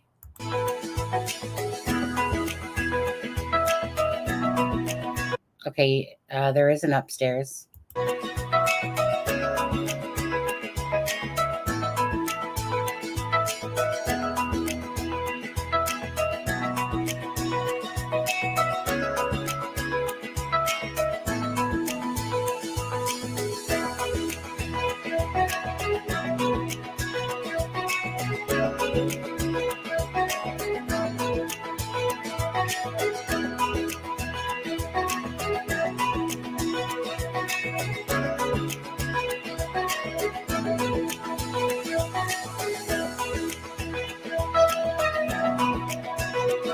Okay, so wait a second. This is 3 levels? That's like an attic-y room.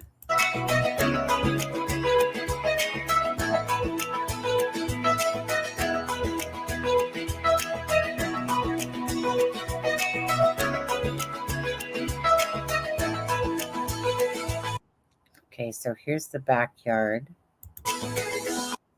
Okay, hold on. Actually, I want to go back to something for a sec as we were watching this. Not sure where it was. But... Okay, again, front door's there.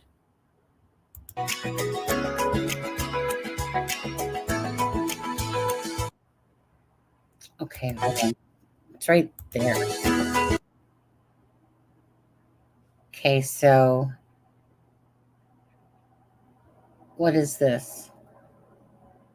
What is this right here? Because at first I was thinking it was like it goes downstairs.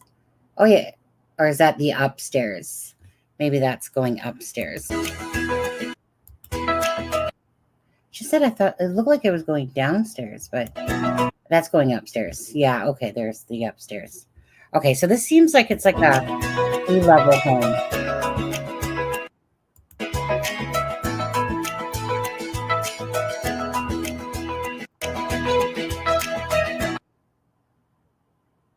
Okay, so there's the back side there. And over here was a door, and then the garage is over there.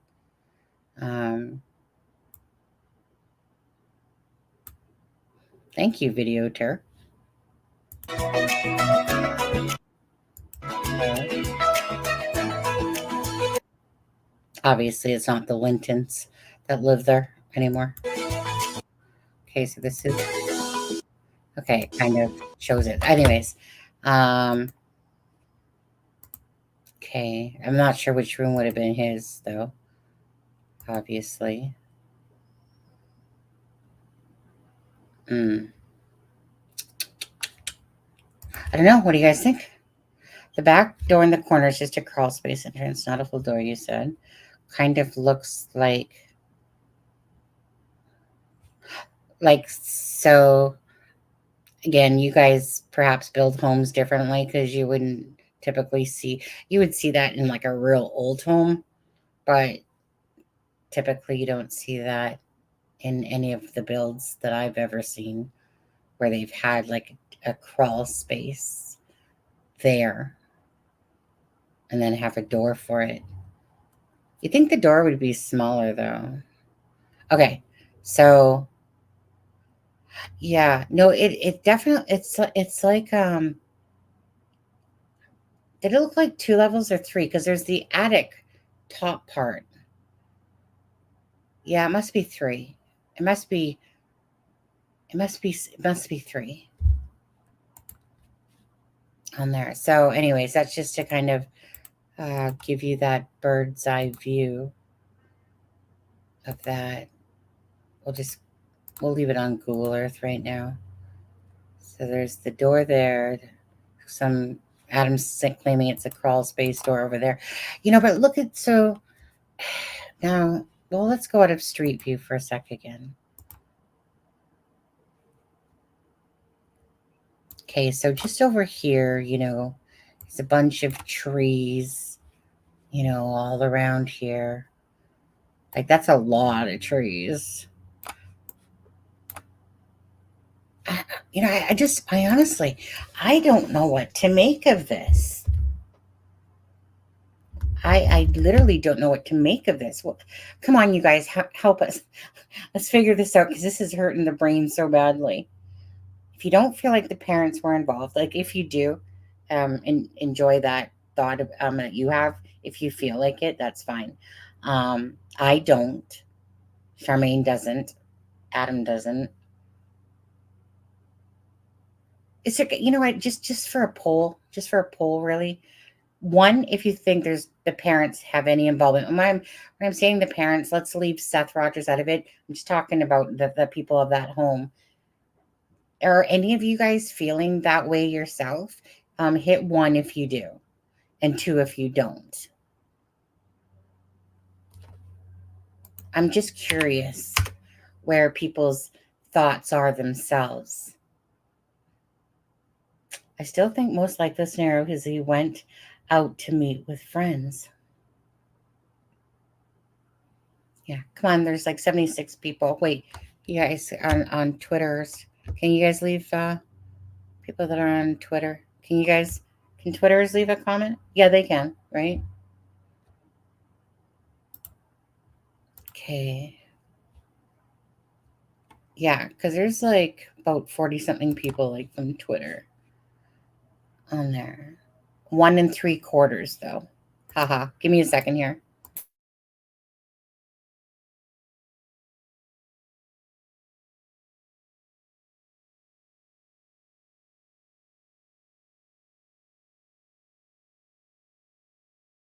Okay, wait a second. Come on now. There's 75 people totally watching. So 1 if you think that the parents had anything to do with this, and 2 if you don't. Give me a sec.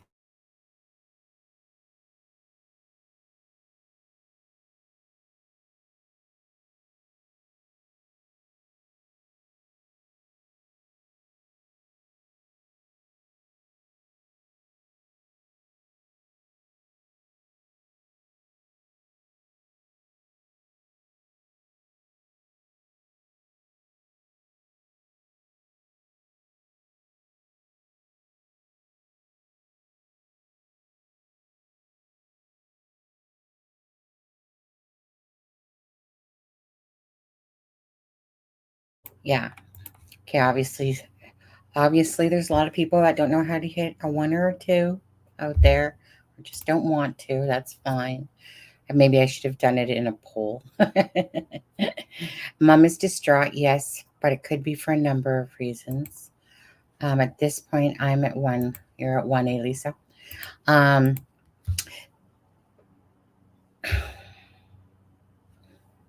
He had a couple of friends. Hi, Ollie. Thank you, Ollie.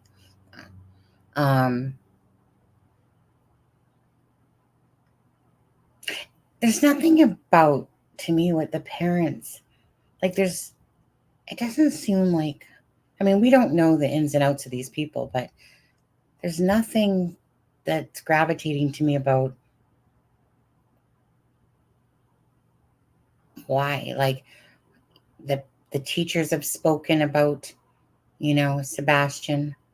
They've showed pictures of the teachers and how smiley he was and all that stuff. And, the dad said like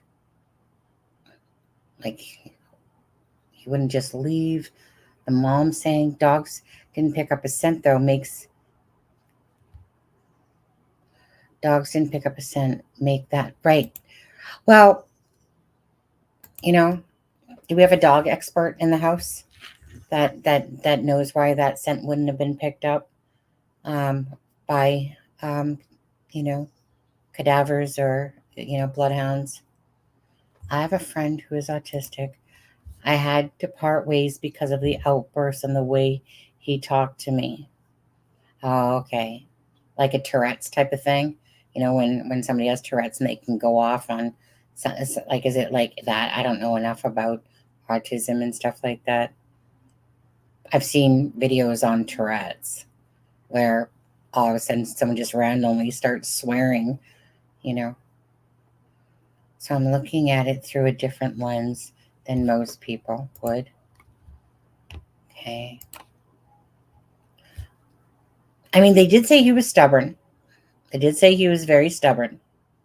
Even the real dad said that about him. There are so many searching for him. I know, heat sensors, foot, drones, horseback, and they haven't found him. But then look at Nicola Bully, in the UK there. They couldn't find her ass if their life depended on it in a small little river. How pathetic was that? Right? They got search teams, dive teams, dogs, people. They had everything at their disposal, and yet they couldn't find Nicola Bully in this small little river, And then they didn't even find her. She ended up, floating there when a psychic medium, Jason Rothwell, found Nicola Bully. And with all that technology, see, I can't help but think of that, right? All that technology for Nicola Bully, and they couldn't find her, right? Until she disappeared. What day did she disappear on? Was it the 29th? Was it February 29th? No. January 29th. And they found, and the psychic medium found her on February 19th, 3 weeks later. The police didn't, with all the equipment in this frickin' river, right? Well, a little bit bigger than that, but you know what I'm saying? Wasn't it a deep lake? We're talking about a river that's like what, maybe 20 feet apart from the one side to the other. In most parts, maybe a little bit bigger in other parts, mostly shallow in a lot of areas. How could they not find someone in 3 weeks, right? In a river with sonar, side scanning sonar. So whenever I think about that, that's why it's kind of like, so is he out there and they just missed him? Did he run away? And if so, why? But did he kind of run away? And then, he found himself maybe trying to go or like near water, but they haven't found him. It is a good chance, you guys. I mean, Cavalcante, think of Cavalcante, all the heat footage, all that stuff, right? I mean, police are sitting there looking over there. Meanwhile, he stole a freaking dairy truck, and somewhere else and stuff like that. So, I mean, equipment can only do so much. As much as it seems like there's dogs, there's this, there's that, it can only do so much. So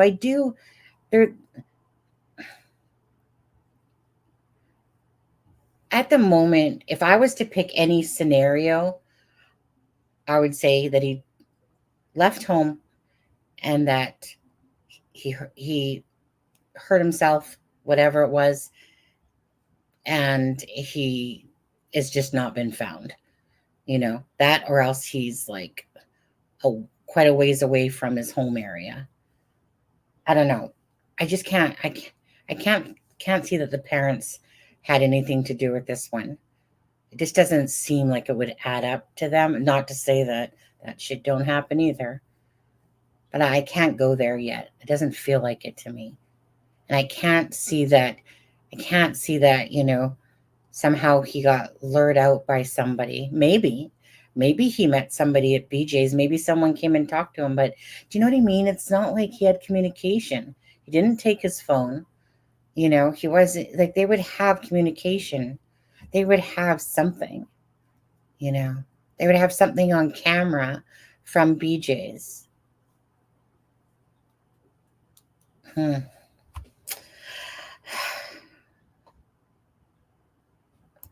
Yeah, like I said, so no expert there, but it's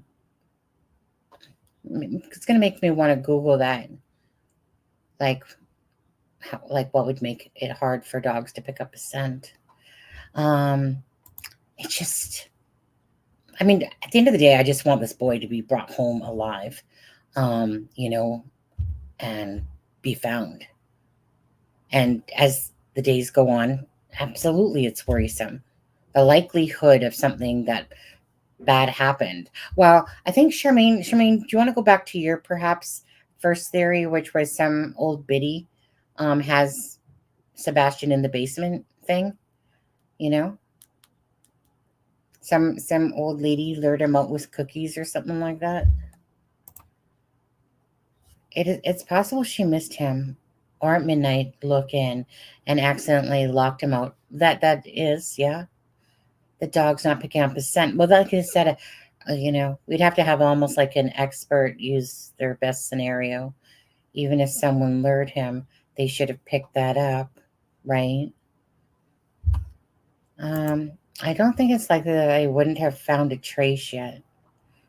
Well,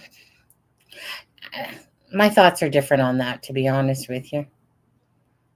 But it is strange. No camera footage, no scent being picked up, no sign of him, you know. So if anywhere he's in the, brush, the trees, that, like the chances of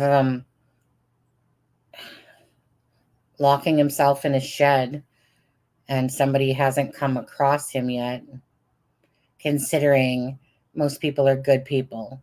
They're going to be looking over their land and checking out things, let alone the searchers. Morning, Sharon.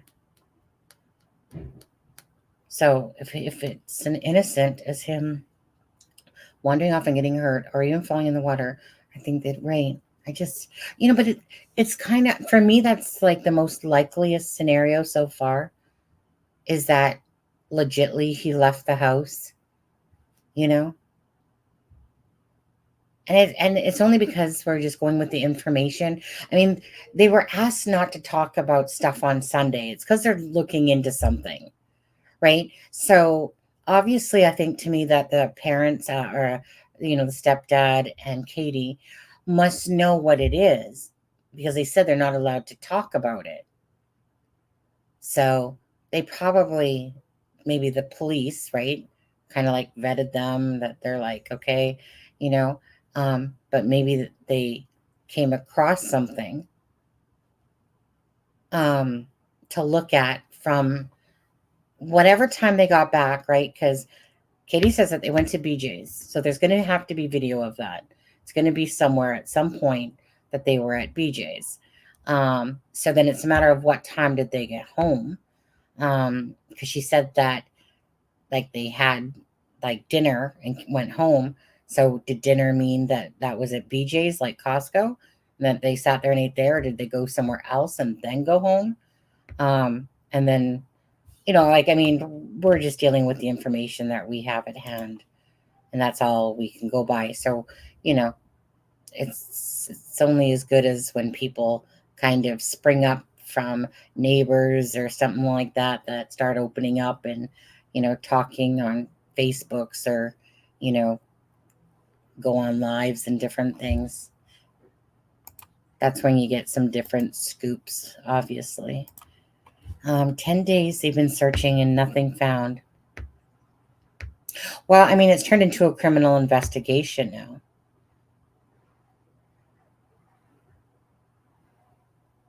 I haven't actually paid attention to one of your typos. Sometimes I'll catch like typos because they stand out sometimes, but I guess you're aware of them because you made them, but I actually haven't been aware of any. It's not impossible he walked into and witnessed something he shouldn't have in the neighborhood. It is a head scratcher, and it's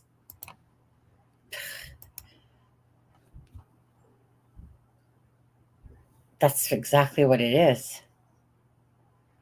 it's devastating to think that 10 days has gone by and that there's been no trace of him,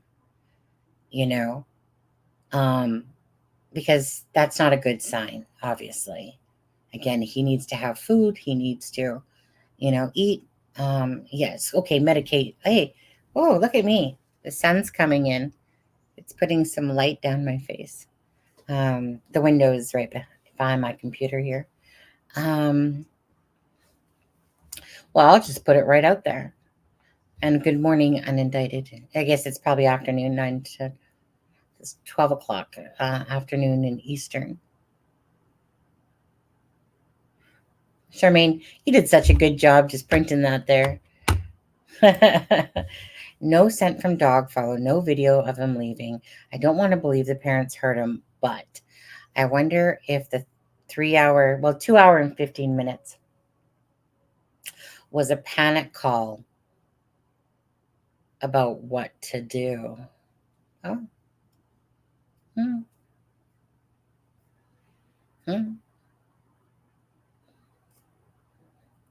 Actually didn't think of it that way, but I'm still not ready to put any money down on any of the parents here. I want this boy just to be found alive. That was a very interesting point. If people are looking that way at the parents, just doesn't feel like it. It's her one son, right? It's her only child. Then again, Madeline Soda, I think, isn't that her only child? Jen's only child was Madeline. Now that reeks of, like, because we know that the boyfriend is being charged and stuff like that case reeks and stinks. This one doesn't to me.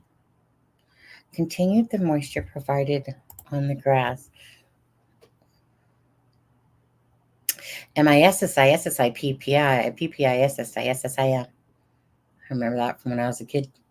I like the name Kissimmee, though. Kissimmee. I'd like to have that address. I just live in Kissimmee. I like that. I think that one's cute. 11 a.m. in rural Mississippi. Haha. Yeah, I got to yawn. 1 sec. Charmaine's making me do it. Come on. There's got to be more people with some thoughts going on, eh? Like there's only so many options that typically happen. But anyways, 1 sec.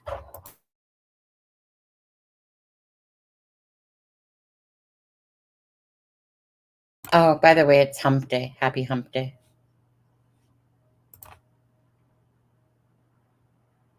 I know. Right? I was getting very sus of that. And then all of a sudden, next thing you know, they pull off an interview. Because that is, right? Anyone that's watching that, anyone in the public, if you don't go to the media pretty much right away, you're definitely going to be casted upon. Because when you don't have information and the parents themselves aren't coming out, that's very eyebrow raising right away. It did take them a while. Absolutely. That part I don't forget either.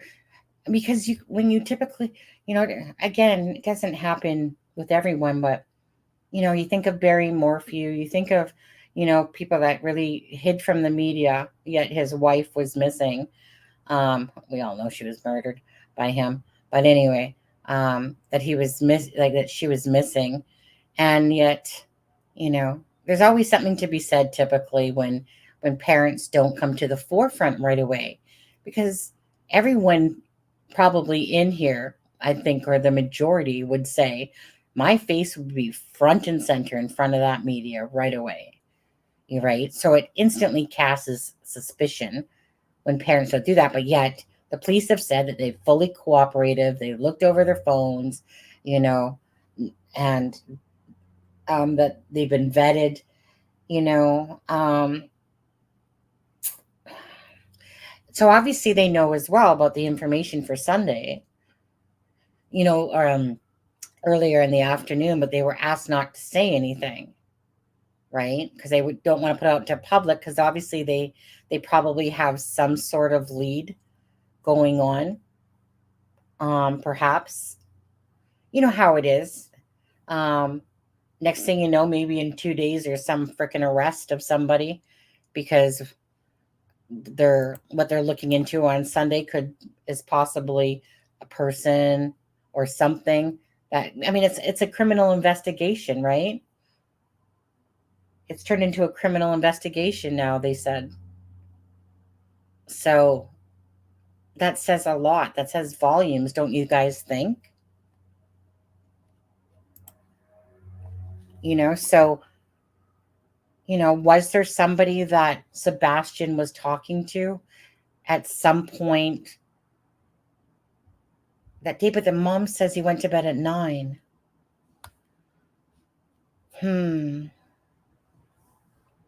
Right. Yes, Karen. Yes, Karen. The mother says that all his, you know, runners and that are accounted for, that there's nothing missing. So unless she's mistaken, it doesn't seem like he seemed to have shoes on. Shoeless.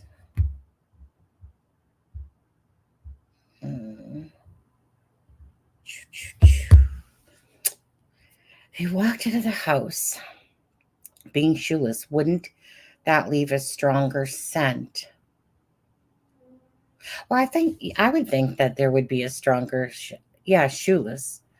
Right. I would think so as well. Wouldn't you guys think that, you know, I mean, you're talking about DNA right then and there. What did Adam say? Oh, sorry, Adam, I missed your comment there. I think that this past Sunday is when the parents first spoke.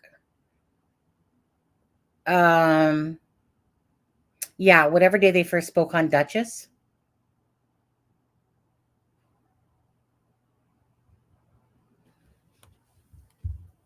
Because the first time that they spoke was on Duchess, and then the next day they did the interview for the news. Now, that guy that I played earlier, what's his name? Nick Barras. He said that he had spoke to the parents, right, by phone. Not that they did an interview, but that he had spoke to the parents a few days or whatever ago. But I mean, it's a criminal investigation. There's something obviously about Sunday afternoon. You know, maybe Sebastian was talking to somebody. Right? There's no camera footage of anything. Like, you know, like if there was a suspicion, right, they'd be saying like that they saw a suspicious vehicle in the area, because there has to be camera footage of vehicles. Those homes would not, there would be camera footage somewhere.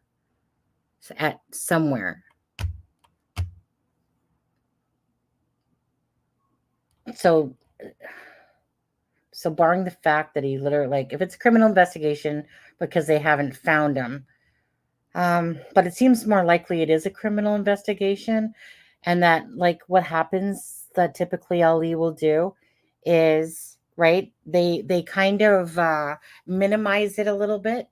You know, we're scaling back. You know, if anyone has any footage from the afternoon, and then next thing you know, boom, there's arrest that happens. You know, typically. And you're just like, you know, you're like, I knew it, you know, because those, like Adam's saying there, those things are, you know, odd. They're looking for video footage from Sunday afternoon. That's something that's making them look there. The parents were asked not to talk about it. and they scaled back the search. It leads me to think that they got something, and it's just a matter of time. What do you guys think? That probably makes the most sense. Well, there's a bunch of fire trucks and stuff going off. Right. So, yes, it took them a while to speak publicly, but I can still overlook that. Yeah, and welcome to chat. I think Mom said none of it she's right, but someone mentioned maybe a pair they'd forgotten about or didn't notice. Right. I mean, could be possible, right? Wonder if that would impact scent of dogs. If he, well, yeah, obviously, yeah. Hey, Tara.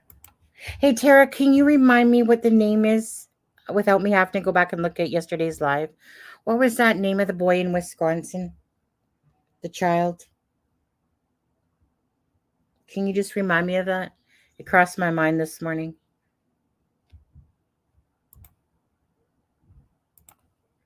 God, somebody's upstairs bouncing. Well, I guess no, it's probably next door because that's where the water damage was from about a month ago. All the apartments to the right of us all got flooded with water from a leak pipe.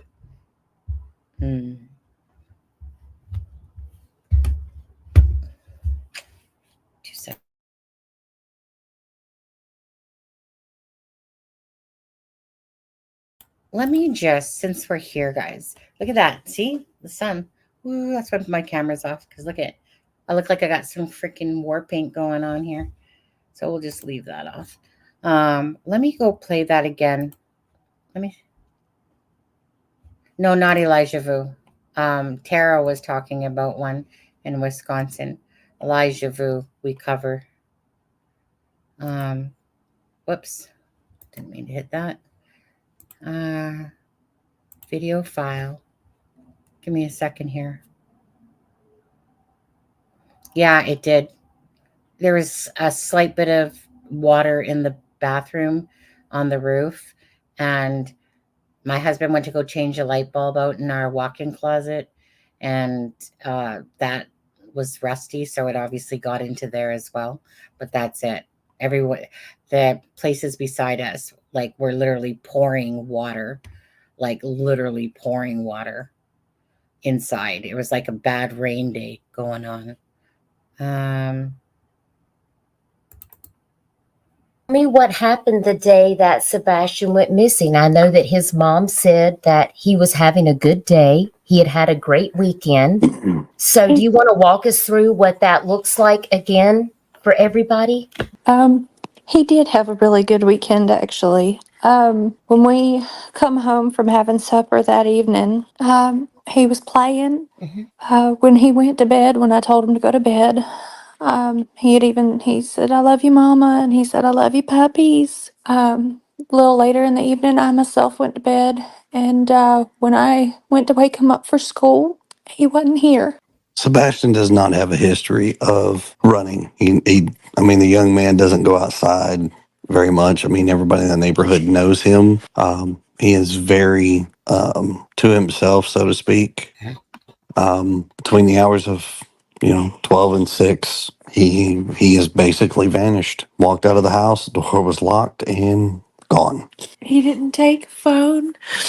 None of his shoes are missing. Now, you told me that night that, now, Chris, you were at work. You were out of town at work, Yes, so you were not even home. Correct, ma'am. And Mom, you fell asleep on the couch about 10 o'clock, but you said that Sebastian went to bed at 9 p.m. and then you got up off the couch and you went to bed, and you said that was around midnight. And nothing was unusual at that point. Everything seemed okay. There's actually a piece of, so to make something very crystal clear, so that way there's transparency across the board. Me and the mom were on the phone at 9:43 or 9:46 in the evening. We stayed on the phone for quite some time. The call logs have been verified. by all the police departments, TBI included. We stayed on the phone. It was very lengthy. Mom did slightly start falling asleep while she was on the couch. I had said, hey, you need to wake up, put the dogs up, go to bed. Now, mind you, that was right around midnight by all the police departments, Sorry, I just want to TBI hear that included. part again. We stayed on the phone. It was very lengthy. Mom did slightly start falling asleep while she was on the couch. I had said, hey, you need to wake up, put the dogs up, go to bed. Now, mind you, that was right around midnight, just before midnight or right around midnight. Mm-hmm. So then mom does go to bed and wakes up early in the morning to go wake her son up, get him ready for school. And now we have a worried mom who can't find her son in the house. Mom made an effort to look and search several times. Mom has called me at the time and asked me, she was like, I can't find him. I was like, so that's what I wanted to point out to people, because on the Duchess, there was more things said, but he says there, Mom called me. So he said he was working away. Okay. So he probably was in Memphis, but over 3 hour drive, working. So he says, Mom called me. So obviously he's not home in the morning. So I just wanted to point that out for people for somewhat of a bit of a timeline for the stepdad there. do what? She goes, yeah, I cannot find him. I said, well, hang on. I made the phone call and reported it to the sheriff's department because that's what we're supposed to do. And within 10 minutes, the sheriffs were dispatched to the location. He doesn't have a social media. Okay. And the only friends that he had were a couple of kids in school. Okay. All the kids that have had any interaction with him have been interviewed and asked. Okay. We as parents know how social media can be. Right. And seeing how kids can be easily manipulated. He's very young in mind. Yes, he may be. Right. He's about 15, and he's 15 in age in his body, but his mind is not caught up to his body. But that is something that goes through with autistic children, as everybody would know. Right. But for the record, I am a very strict parent. He does not have social media. Not in our household. He doesn't online game. I'm pretty strict when it comes to that kind of situation. I mean, it's pretty simple. This boy has a very large family that everybody is asking the question, where are you? We love you, and please come home. So currently, as of today, the National Guard was also brought in to help with the search, but they have had fixed wing aircraft, helicopters, horseback ATVs, side by side, door to door, scouring every neighborhood possible. The outreach from the community and various counties has been extremely welcoming, loved. We've been told this is probably one of the largest searches that they've conducted with so much input that it's a case to be studied for sure. Nothing is off the table as far as abilities. Could the young man get on a bus? I'm sure he could. We've never done it before. We've never rode a city bus, so I don't think he understands the process. He doesn't have any sense of money. He may have, like, let's say, a $20 bill in his hand, but he doesn't truly understand what $20 would get him. He's good Right. at math, but he doesn't I understand. understand time and money. Correct. I can tell you this. His father's very much involved in his life. Yes, very much involved in his life. The relationship between all three of us as parents is not your common one. I mean, me and the father talk on a regular basis. We call each other, we talk. Hey, if we heard anything, how's he doing? Is he acting up? It's not, there's no really animosity in between the parents. He loves playgrounds. Yeah, he loves playgrounds. He loves to play. I'll give him that. Friends wise, He wants friends. Sebastian, his idea of his friend is right now is what he has 2 kids that he talks to at school, but he is extremely socially awkward. And so it's very difficult for him to make friends, which has been this boy's only lifelong dream. Christmas, what do you want for Christmas? I want friends. Birthday, I want friends.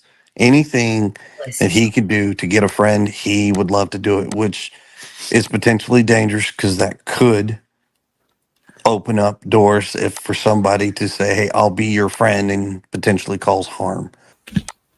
Our entire neighborhood and surrounding neighborhoods have voluntarily and with generosity given up any video footage that they've got. And, I mean, they have let the apartments come in and view and monitor. So as far as cameras, everybody has turned over everything. There's thousands of hours of stuff that they are combing through to try to find an answer. Probably knows the route to his father's house, so maybe he was in the process of heading in that direction. That has not been ruled out. I mean, like I said, the search that they are conducting is extremely widespread and thorough. So nobody is ruling that out as a possibility. But normally when he wants to go to his dad's, he just says so. And we just call his dad. Yeah, I mean, it's dad will come down here. We meet him halfway. I mean, he's never wanted to go to his dad's and not been able to go. Let's put it that way. Right. And I did see a post on Facebook that it looked like everybody was asked to wear green on Friday because green is Sebastian's favorite color. What else can you tell us about Sebastian? He is an avid Minecraft fan. Loves the color green. It's got the goofiest and quirky smile in the world. I don't think anybody could mimic it, to be honest with you. He looks like he's such a sweet young man. So he's a fish in the water. I'm gonna tell you right now that but here's the distinction. He is not a child that likes to get dirty. He can't stand his hands dirty. He can't stand bugs. He is fearful of flies and things. So if he swims, he is a pool kid. He's not I'm a river and a stream kind of kid. He is swimming pool bound. So the FBI is not physically on the ground. Somewhere in one of the news clips, I think it was reported that the FBI had made it on the ground. They're not. TBI, Tennessee Bureau of Investigations, has reached out to the behavioral analysis team, or their CART team, and they are trying to work with them from a distance. They're not physically present, to help in any way, form, shape that they can render their assistance. This case is extremely unusual. Like I said before, we are pretty strict when it comes to certain things. As far as comms, communication, electronic devices, there was only one phone that he had. It was extremely locked down. He had access to his phone, his text message, to only his contacts list, a camera, and a calculator, and that is it. He's a pretty happy kid usually. Yes. So when it comes to address her question as far as wells and things, I'm sure there's plenty of those around here. They're searching them. They actually pulled data for all the caves, underground voids, all of that stuff that could be accessible. They've brought in teams from all over the state that specialize in either cave explorations, water recovery rescues. We don't know that they have drained a pond. I can say that much, but they have searched, they've dived them all for sure. They've walked, I couldn't tell you how many miles of creeks and waterways, and they've used cameras. The sewers, it's not really the sewers they're looking in. It's the drainage pipes. So that's for clarification. Sewer pipes, we're not going to find a child in. Those are enclosed and secured, but the runoff, water runoffs, were all searched by a dive team. is a gamer. So, and Gabrielle, I believe that you guys were at the Costco on Saturday. That's when you took the picture of him, correct? Yes, my Okay. wife was at Costco on Saturday. Yeah, The not shirt Sunday. that's in the flyer where it says Optimism was on a Saturday. They were Okay, at good. BJ's on Sunday. Okay, and what And when is it that? Is comes that a to restaurant or? no, they are all wholesale, like a commissary style stores where they sell in bulk. Oh, okay, okay. So Costco So Saturday, BJ's on Sunday. yes, He ma'am. loves to eat all the samples, and BJ's is new, so I took him. You're a good mom. And when it comes to like the one mentioned about Minecraft, like I stated before, he does not have any way to come with anybody on any form of online gaming. That is extremely restrictive. We don't allow that because of what can come of it. They combed all of the electronics. I can tell you this with no hesitation. Anything and everything we have given to the police and any other law enforcement to have them completely scan, validate everything, and they are currently. I mean, everything is empty. I mean, they were like, "You guys are pretty good at." I said, "Yes, sir. We don't believe in allowing the kids to communicate through social media or through any type of gaming." Looks like Missing in USA says, why are they wanting camera footage from Sunday afternoon? Because That we cannot release right now. okay, That is not I something that understand. has been authorized us to Right, put out to the public. and we respect that 100%. Ginger Snap says, I was reading that his favorite song is Eye of the Tiger. That's a great song. He's got an eclectic taste of music. He's a fan of Eddie Vedder. He Oh, well, likes he's great. Survivor. Oh yeah, I mean young man has a very eclectic taste in music. And you told me that Taylor he Swift, loves to play Carrie chess. Underwood. And he loves to play chess, He has a right? crush on Taylor Swift. Ooh, he has her boyfriend better watch out then. Was 911 allowed to be called? Rhonda asks. On the cell phone, is that what she's referring to? Yes, I believe so. Is that what you're asking, All Rhonda? all devices that have communications have the ability to call 911. Believe it or not, most cell phones that are not even connected to service have an ability to actually call 911. Yeah, you can pick one up off the shelf at a store and most will call. Yeah. That's become a federal thing. That's not a service provided. That is like a federal thing. We wouldn't restrict safety features even if we could. Yeah, safety is not restricted in this house. I have no malice or ill intent toward anybody. Everybody has an opinion. Of course. But what is factual is that the father, the mother, and myself have been extremely cooperative. We have been vetted. We have been checked out. We have been questioned and everything of that nature, and literally have been cleared. There is no wrongdoing. There is no negative input from the parents or any of the family. It's hard for a lot of folks. I mean, I will be honest and say this out loud.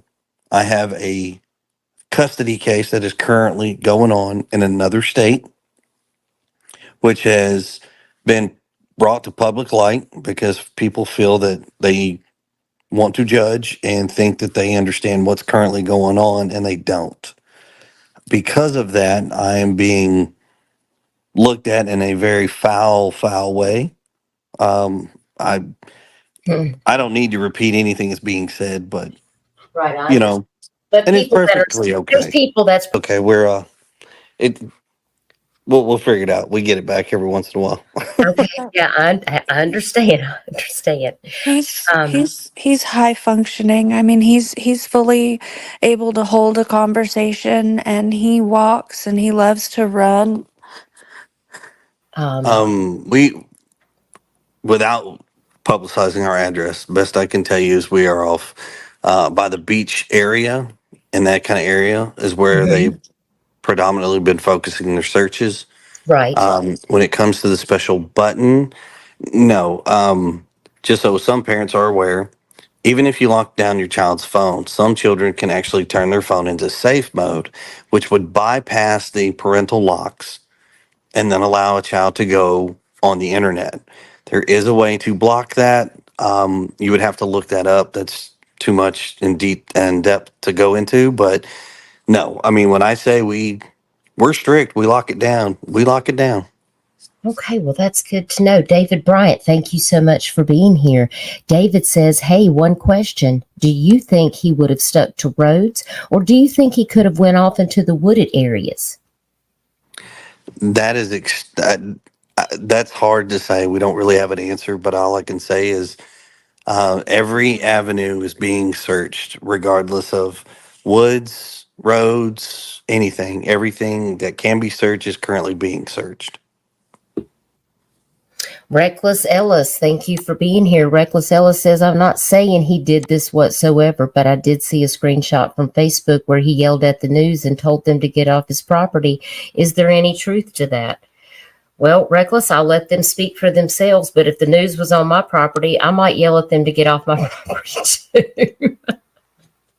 So I have not spoke to any news crew that have been physically on my property. I have spoken to a news crew that was down the street and just asked them politely, do not film my house. They were filming the police doing something, and that was perfectly okay. They gave me the words, we shook hands, and politely moved on. So, no, I mean, as far as yelling at the news, no. I do believe Chris said that earlier. And did he typically take his phone places with him, guys, or did he normally leave it at home? Believe it or not, it was actually a struggle to get him to carry his phone. He's not like your typical teenager. He's not these kids that, got to stick their head in the phone. He's not glued to it. He's not. Because of his restrictions, he knows that what it's for, it's a tool. It's not an entertainment device. He had his struggles with doing basic, simple things. And it was a constant reminder, a constant this. And all three parents have been extremely positive and constantly trying to get him like, hey, we got to do this, bud. We got to do that. Take your phone. Take your Trying to phone. teach him to be responsible and to think about it. And then Julio, I can contest. We work together out in San Diego, so he's amazing. Now, Janice, I appreciate you being here. How did they know he took a flashlight? Well, I asked that very same question today, and I was so glad that Sebastian's mother explained it to me, because when I read that news article, I was like, well, how did they know he had a flashlight? Do you want to tell us about that? One of the first things that was asked is because he left when it was very dark outside, was if he might have taken a flashlight. And he actually has one that he plays with regularly, and I can't find it. So it's likely that he took it. Okay. Jason asks, thank you for being here, Jason. Does he have anything that he holds on to? Anything that he has to have with him at all times? Something that keeps him calm when he has it? He has various fidgets that he changes out and plays with. Have you noticed any of those are missing as well? Honestly, it'd be impossible to tell. He plays with paper clips and pennies and Legos, things that several could go missing and it wouldn't be noticeable. We'll talk about that and try to get those worked out as soon as possible. Is there anything else that you want us to share? Is there anything else that you think that we have not covered, Trev? Is there anything that you want to add to this conversation that you feel that we've missed? Well, I just want to encourage people to keep going. It's, keep the hope up and keep sharing his picture, keep sharing his story, keep sharing his flyer, keep praying that he returns. and keep listening to what we're told by authorities, because they're out there looking and they haven't stopped and they won't. We all play our part in different ways. If you're on social media, simply sharing his flyer. If you're here on YouTube, simply interacting with a video that has his information. Whatever it is, do it for Sebastian.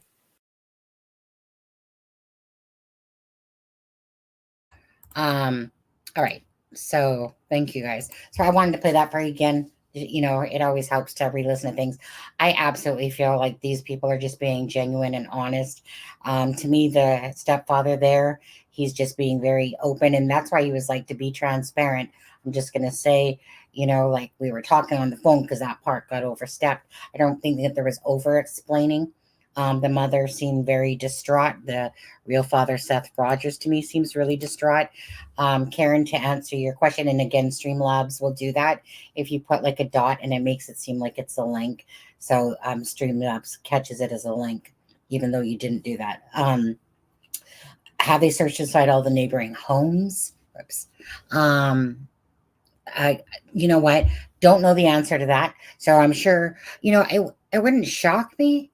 Like, because they asked they asked everybody to check their backyards a couple times a day, type of thing, you know, to see if by chance he's in there. Now, would it shock me if they asked people if they could check their homes? But I don't know if they typically do that or not, to be honest, you know, because Charmaine, I does think, you know, wonders if it's some old biddy that has him in the basement over there. Wonder if mom had company after the phone call with stepdad. I'm terrible. Yes, yes. I doubt it. Either at 12 o'clock at night. Prob not, right? I'm thinking that if there was any vehicles that would have been captured on camera. And so that's hence why they went probably back to earlier that day. Now, they mentioned, of course, about BJ's on Sunday, okay? So BJ's on Sunday, sampling of food. The mom says that they had dinner, you know, went back home. She might have said that more so in the other WSMVW, you know, the interview that they did there.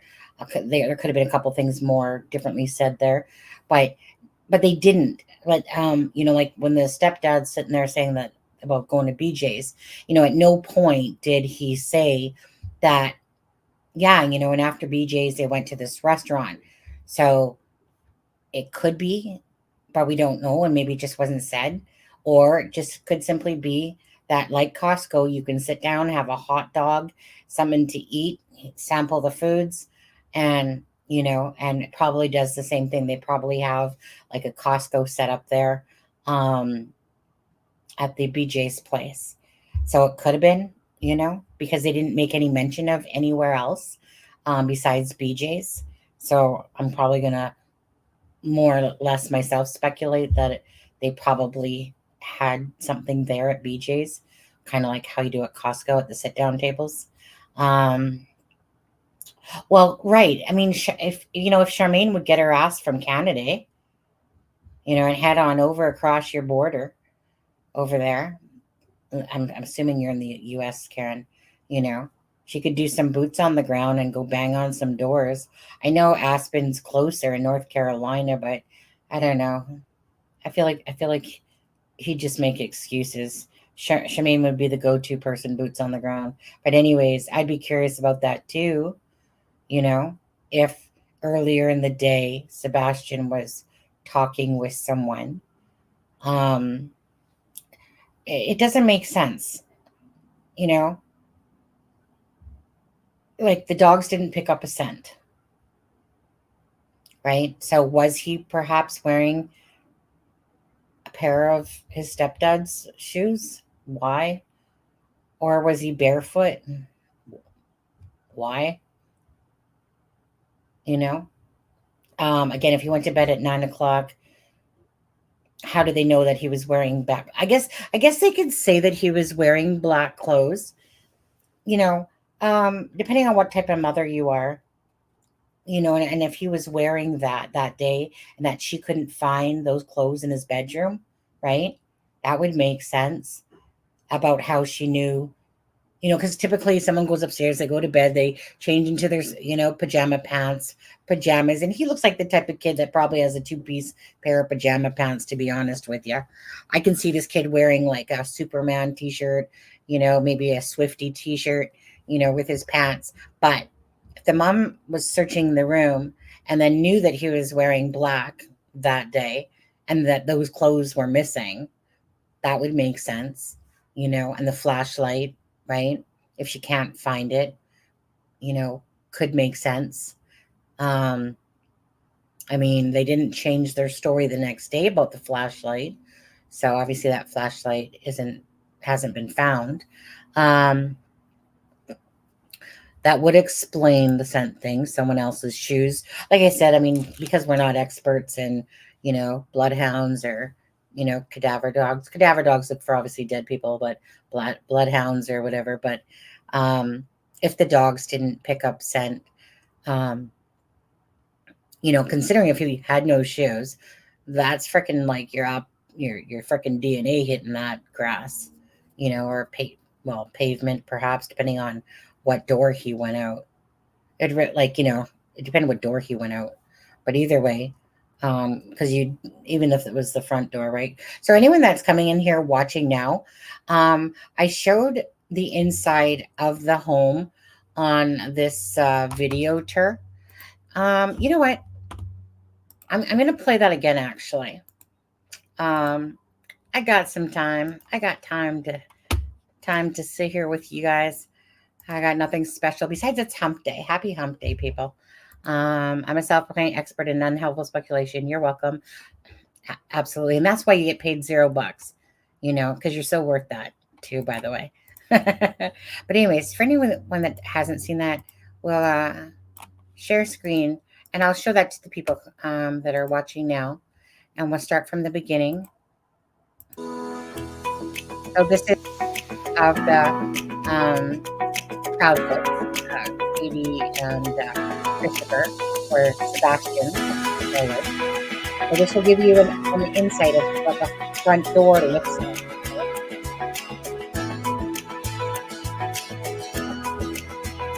Okay, I can guarantee you. Hold on. 1 second.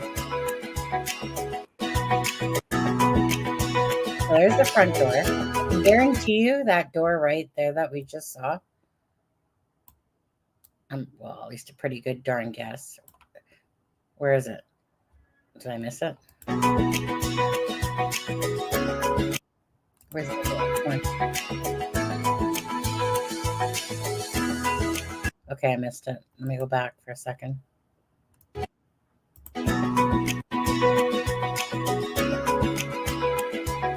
Okay, that's probably a pantry door. I would bet. It might be the garage door, but I feel like that right there. I feel like this right here would probably be, well, I guess it would depend how we're looking at the house, eh? Anyway, so I would venture to say that this is the garage door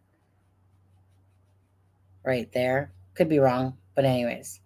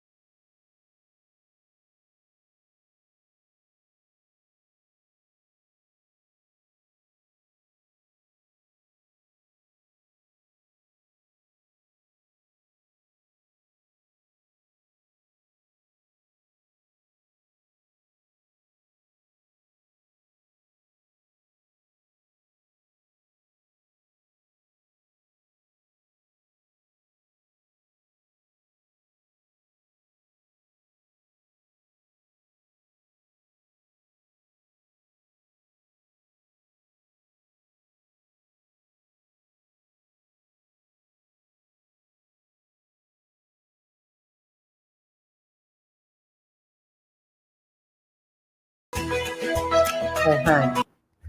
So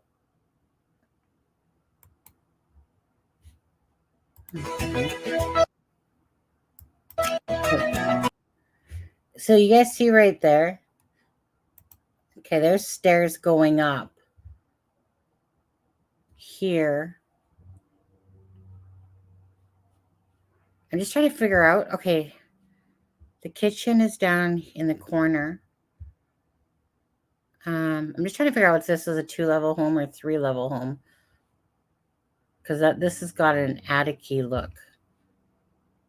So,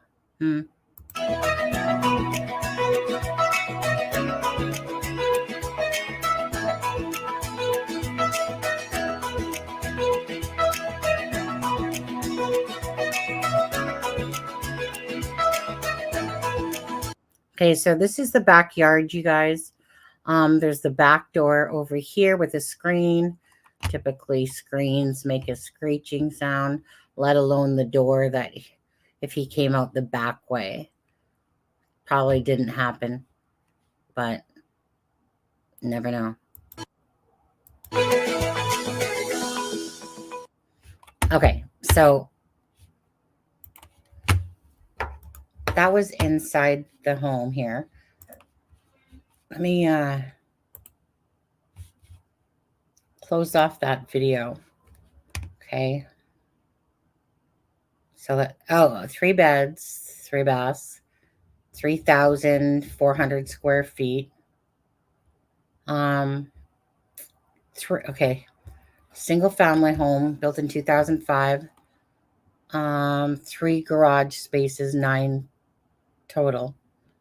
Has air conditioning. Victoria Place, phase 1.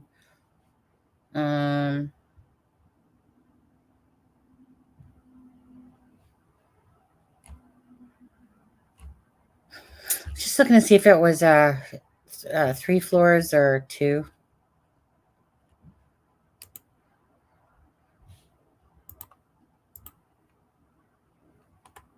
So there is like some sort of door back over here. Adam says it's Adam thinks it's a cellar type door off the side there. There's another door here. Front of the house. Front door.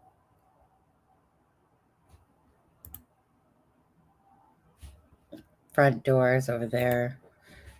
Remember, the wife's in the living room. Oh, big. That's to the backyard.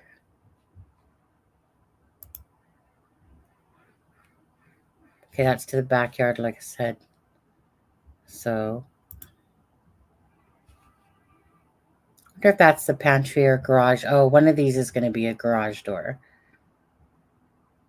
One of those is probably going to be probably this one, to be honest. That could be a pantry, but that could actually be the garage door that leads there. This is the front door, it looks like.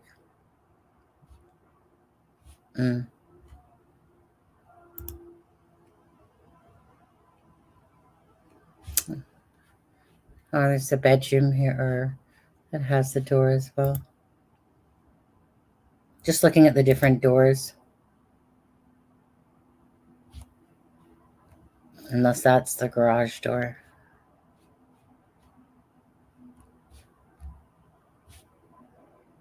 Well, that's a...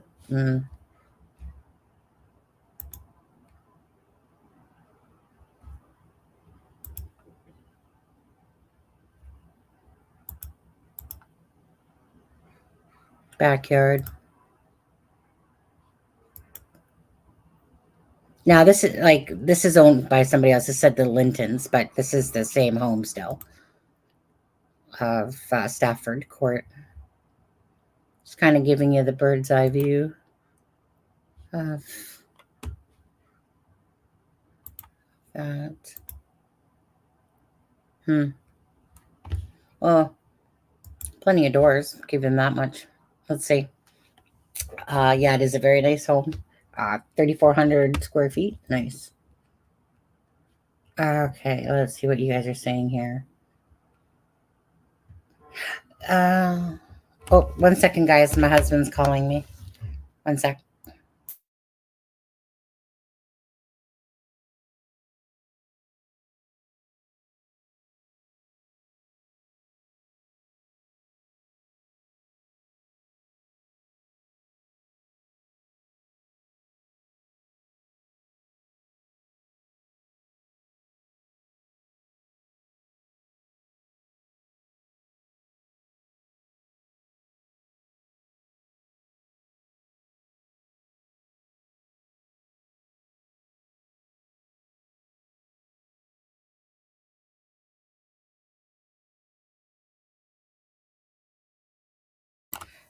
Okay, that was husband there, but he didn't realize I was doing a live. So he was like just about to have lunch, which I made him. Chicken salad sandwich, banana bread, fruit snacks, and a bag of cheesies. Yeah. Husband doesn't like to, he likes fruit, but he doesn't like to take it to work. Weird. Anyways, it's not too often he calls me too much on his lunch. He used to. Hi, Jenny. Can't see you again, but I know you're here, and I'm happy about that part. Do they have him insured? Sorry to ask, but does he have a court case? Well, I mean, he has a court case, like, and that's why because people were splashing that information, but that's to do with, a child from a previous relationship, and that's why he was upfront about that, because, you know how people are. We find shit about people. It's easy. I mean, it was easy to, like, they said that they didn't really want their, like, house shown and stuff like that, but JLR showed it this morning, and other people have shown the front of the house. I hadn't until today. I didn't show the front of the house, and I was like, you know what? At the end of the day, it's just like that to find someone's address. Search people free. Instantly gives you all their addresses and phone numbers and different stuff like that.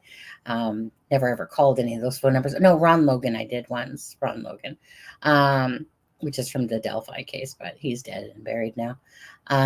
But anyways, so I thought it would be, so we could have a better grasp of this child, that if he left through the front door or left through a door, where the different doors are of the house, just to give us a little bit of a better understanding, or if we could see cameras or something like that.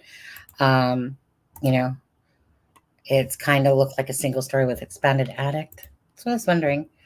Someone else has the home on their page. They have a really nice home. Yeah, very nice home. Very nice area. Teresa, do you have your opinion about this case? Good question, correct one. I'm pretty sure we don't know the answer to that. Don't know about insurance, no. Like I said, I myself don't see anything in listening to the parents. I'm not feeling anything for their involvement. They're just coming off as devastated, and the stepfather's coming off as just, hey, like, let's just be transparent here. Since people seem to be wanting to be talking about my personal stuff with regards to my court case, here you go. Here you go. It wasn't said about the thing, but let me interject and tell you, from 9:45 to 12 o'clock, that's all been verified. Me and Katie were talking. I was working away, type of thing. So I'm not having any issues myself with these parents. Pretty tree covered in that area. Totally possible for him to walk away and not be seen on camera if he went away from the street, which I think is toward the treed area. Yeah, correct, Shireen. I used to watch An Artistic Child, and you had to keep a very close eye on him. He was always getting out of the house. I mean, on the one side of the house where the crawl space is tree covered. Right. That's interesting, Teresa. Even at nighttime, not a high fence, right? I'm sure there's a gate there. Do people have cameras in their backyards? Not usually. Motion lights are more common, correct? Typically. Yum baking and cooking with Sunny. Mainly way early in the mornings. I lived right next to them, and I would see him at 6 a.m. Riding his tricycle, and I would make him get back in the house. He would stay close to home, though.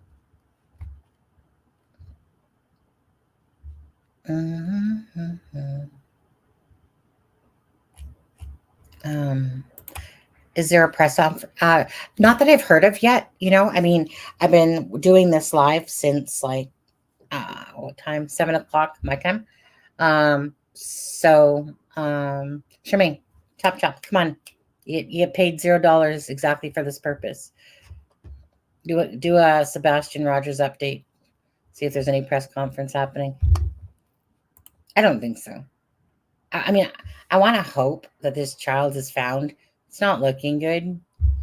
It's just not looking good. But, I'm still willing to hold out hope on this child, instead of trying to go down the sadder news of this case. But hey, if they're looking at something from Sunday afternoon, they asked the parents not to talk about it, and they're deeming this as a criminal investigation now,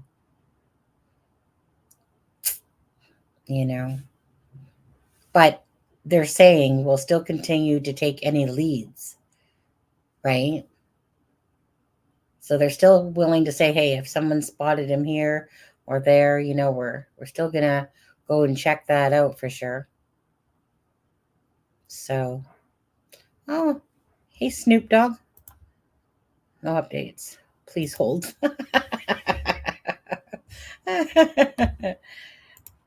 This was when he was about 4 or 5 years old. Fascination with eggs.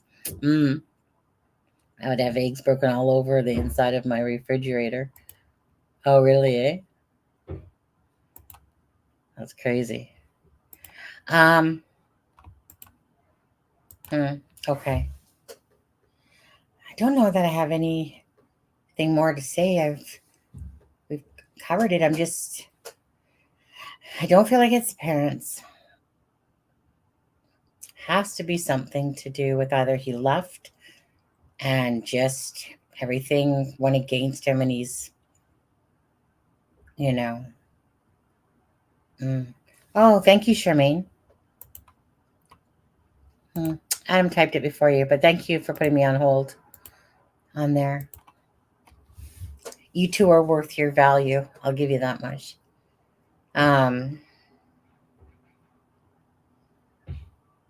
Who here thinks that he walked out by himself? Is there anyone that thinks that he walked? Come on, you guys, 98 people watching from Twitter and from here.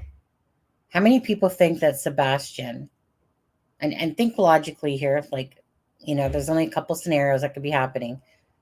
Who here thinks that Sebastian left on his own accord? Regardless of the reason.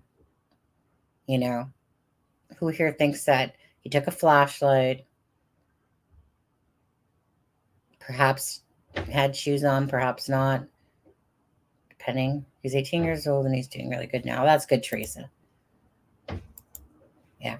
So just one. Does anyone think, okay, who in here watching thinks that he went out on his own? Anybody? Come on now. You guys got to be awake at this point. Thinking now of the treat area beside the house and potentially someone else's shoes. I think now, oh, you do. Yesterday, well, Charmaine, that's what happens when, nighttime, last night thinking, you're tired, you're weary, you've spent a day at work. Today you're at work, but obviously working hard on this case instead of your actual job, and your brain is rejuvenated again. Oh, Charmaine 1.5. I think he left on his own. Teresa, that's my thoughts. Like, if I had to pick out between sinister and him leaving on his own, there's nothing that's showing me that there was, something sinister going on. I'm not feeling it with the family, unless someone just tucked him away. He walked out his door and someone said, psst, Sebastian, let's go. Come to my basement. Just try to keep up with my super friend. Not sure. On his own, I think. I feel like it's on his own. The stepdad was working in Memphis. I was walking in Memphis too. Every time I hear that, I want that Cersei song. Well, Charmaine, that is $1 million question. No trace. Smells an abduction to me. Okay. Go ahead, Charmaine. Play out your thoughts on the abduction. You think that someone threw a rock at his window and was like, Sebastian? You don't think that a vehicle would have been shown to us from a camera, perhaps? You know? You think he went over to a neighbor's? What? What? A wise one. Well, because they are not perfect. These people, like, right? I know it seems strange, right? No trace, no camera footage, no body, no nothing, no clothes article, no nothing being found. Right? I mean, like I said, they turned it into a criminal investigation because there's been no signs at all of where this child could be. They went back earlier. The parents aren't allowed to talk about it, what made them want to go back earlier in the day. But yet they're still willing that if somebody says, hey, he was spotted here, or that we feel like he was spotted, they're there. So that tells me that it's turning into a criminal investigation because there's been nothing found. So if he's not missing, is it more that they're looking at a criminal investigation? Right? There's a couple things there because they're still willing to say, hey, look, if you guys have a tip for us. Okay. No scent is right. Right. Well, right. Hi, Roberta Kaiser. How are you? Welcome. We're kind of pretty scary people over here. But you can come hang with the cool people. I'm leaning 60%. No, he didn't walk out. 40% possibly. I also find it odd that law enforcement hasn't said he was seen walking east at such and such a time. Well, because there's nothing to show that he did. That's why. And that's exactly what it is. If there was any sort of footage of this child out there, they would put that to the media right away. They'd be letting us know, look, this child went east, north, southwest, southeast, whatever. They would give us that information. Why? Because obviously they're trying to find him. So they would definitely give us that information. So that says that they don't have anything on video recording. You know, if they saw a vehicle in the area that they thought was sus, right, around the neighborhood, they would put out that video to us, or at the very least give us some information that there was a suspicious vehicle. They would give us the camera footage typically. No, I think he walked away from his house and he came across someone by happenstance, possibly and hopefully a crazy old lady who just thought he needed to be taken better care of, and he's safe and warm in her basement being fed cookies and milk by Santa Claus, right? Santa Claus is in the basement with the cookies and the milk. Yeah. But yeah, I mean, that would be great. That would be great. And that's a very, could be a possibility that he snuck out, was walking down the road.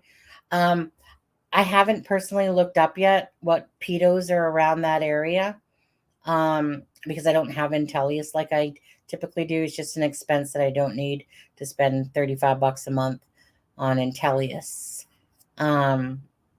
But I am curious if there's any, because Intellius would tell me if there was any pedos in the area. So if anyone else has a program that they have and they're watching right now, please feel free to tell me. If you look up 1008 Stafford Court, if there's any pedos in that vicinity that are being tagged. Charmaine, come on now. Get on it, Charmaine. Yeah. Hi, Roberta. Didn't the dogs pick up in the yard and they lost his scent close to the road? That's I've heard a couple times. I haven't heard that myself, Teresa. Not to say it's not true. I haven't heard it myself. It could have been said that way. I would just love it if this child was found. It would make me so happy. It'd make you guys happy.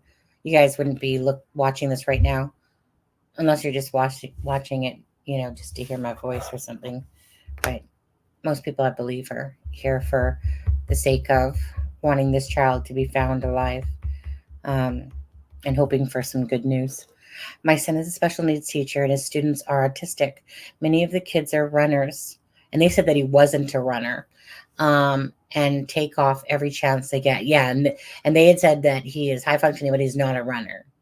They don't always run for a reason, just seem to take off. They've used the word stubborn, you know.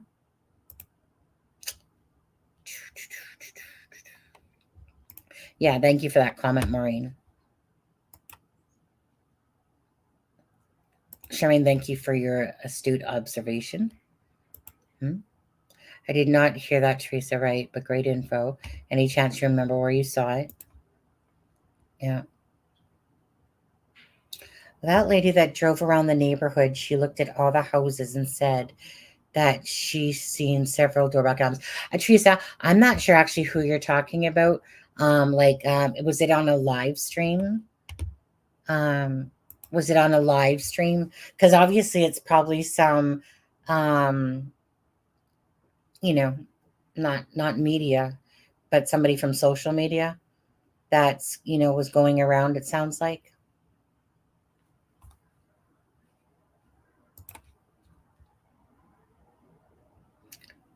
Told you we'd drag you into chat.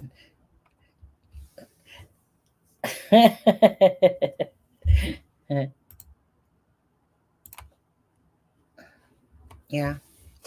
Appreciate all of you guys. Well, I mean, that's the whole point, right? That's what the chat box is for. People to chat away, giving their thoughts, speculation, whatever. As long as we always like to keep it respectful to everyone,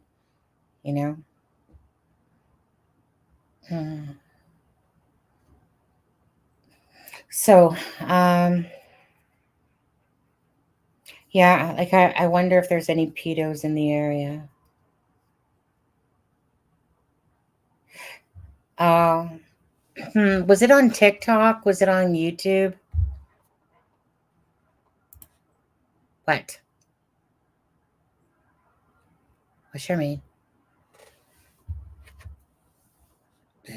Come on, Aspen. Come on, Charmaine. Come on, sniff out that video. If you go into your YouTube watch history, you can find, yeah. So if you go, right, exactly. If you go to YouTube and you go into your watch history, you can see what you've watched over the last, few days and stuff like that. But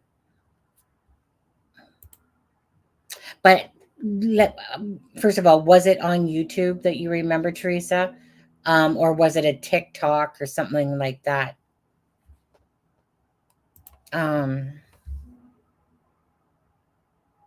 Yeah. 1 sec, sorry.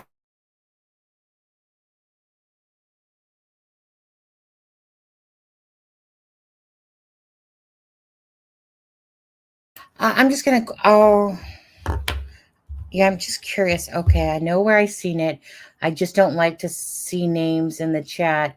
But if you give me your email. Oh, yeah, perfect. Right up top there, email it to me at crimingshame@gmail.com. That Charmaine just put there. That would be perfect. And then I'll wait for that. I just don't like to see names in the chat. But if you give me a, yeah, hey, if it's a YouTuber's name, feel free. YouTubers don't mind their names being said if it brings attention to their channel. But hey, do whatever feels comfortable to you. I'd put Aspen's email too, but he should be working harder. This is so true. I wonder if he's still feeling under the weather. Aspen, are you feeling under the weather? Do you feel like it's the allergies, or are you still feeling like a cold's coming on? Anyways, give me a second and I'm going to go check my email.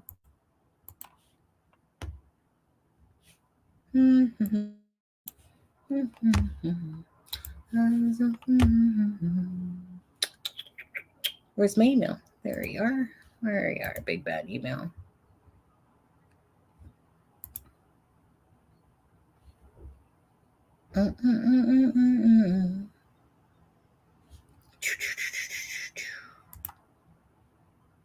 Hey, 10:02, there was a docs pop. Let's go see what docs pop came out quickly while we're waiting for Delphi. Anything of interest? What's the date today? Today's the 6th. A motion for early trial filed. Okay, so a motion for early trial filed. Okay, so I'm going to have to open up my other Gmail. Let's see, compose.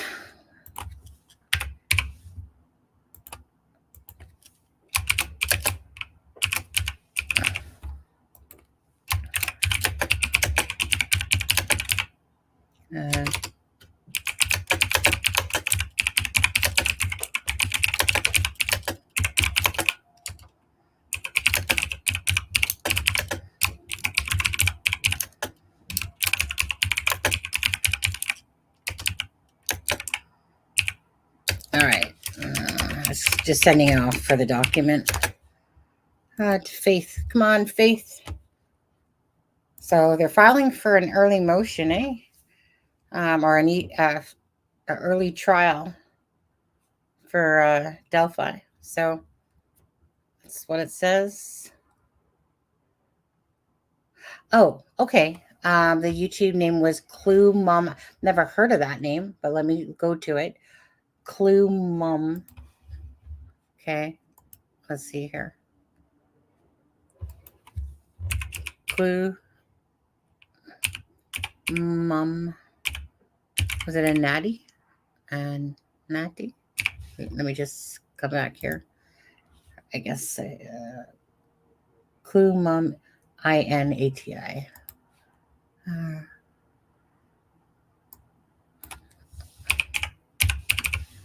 Okay, and we'll see Sebastian. So it should pull it up.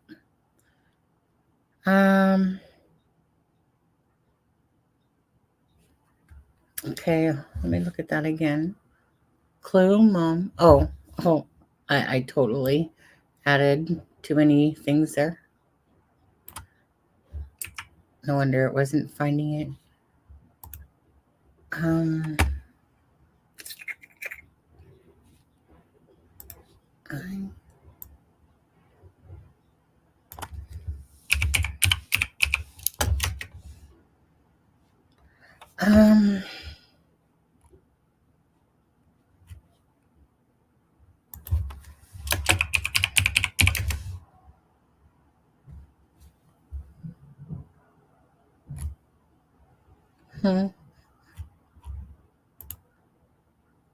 It's not coming up. Oh, there we go. You spelt it wrong. If this is it, yeah, you spelt it wrong, I think. Because that's his house here.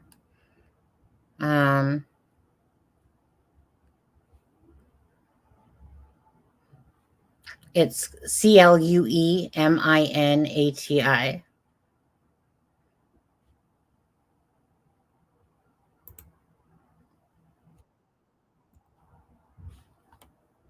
So let's 1 second here. Yeah.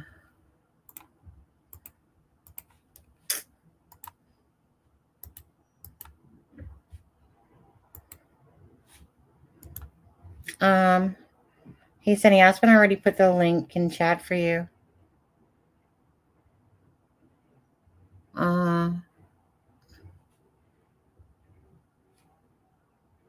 So he was listening. Is that a different one? Let me see which one he put in chat. Oh no, so it's the same one. Okay.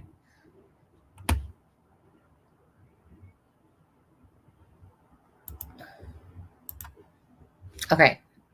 Let's go to this for a second here. Make it bigger. So drive by.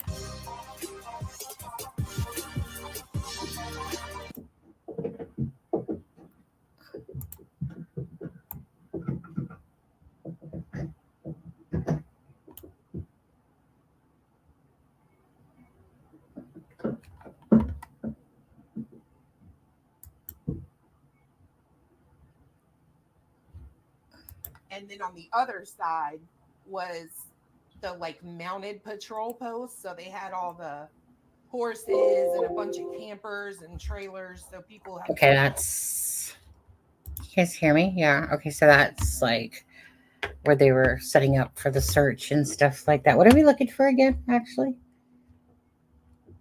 I actually forget what we're watching this for.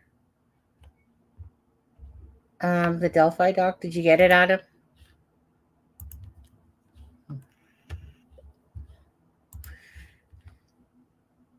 Trying to remember why why were you watching this again? Like I'm literally having a brain fart.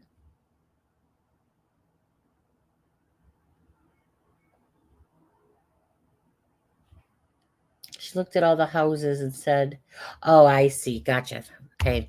I had to go refresh my memory, man. It was failing me. I was like, "Why are we watching this video again?" Okay.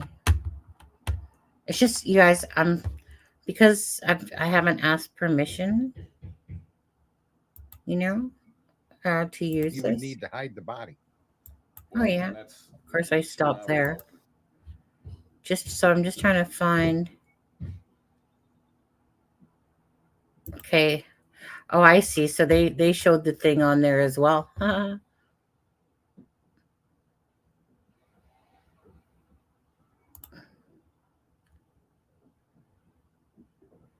Did I miss the drive-by? So this is the drive-by?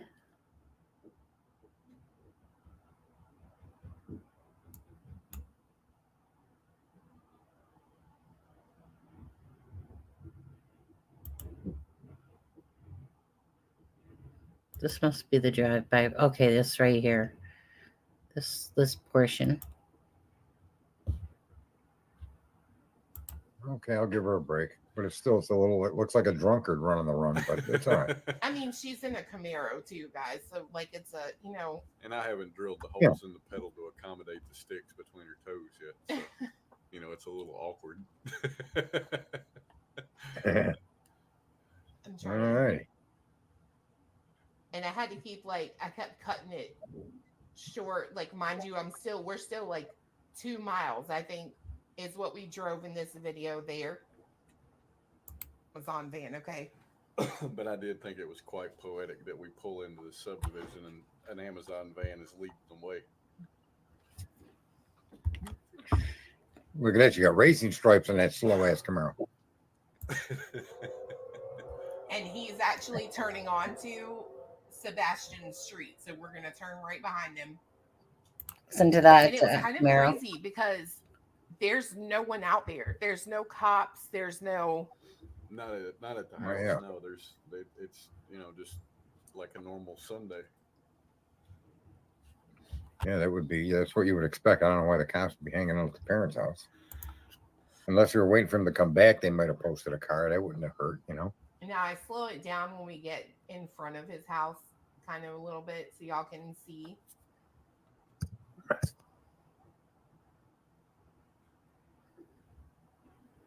And it's right there. That's his home.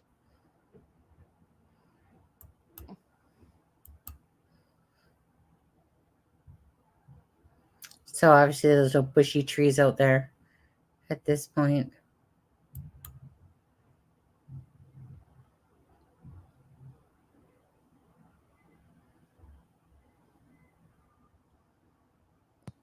Yeah, that's a nice house. Nice subdivision, really. $681,000 is what that house cost.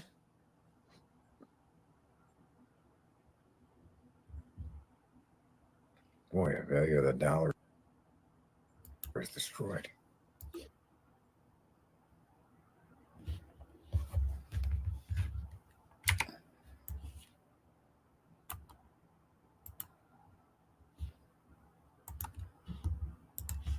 Okay, I was just grabbing a picture of that. So they got a black truck, another vehicle, and there's something else behind in front of that black truck. And who's this again? Clumity.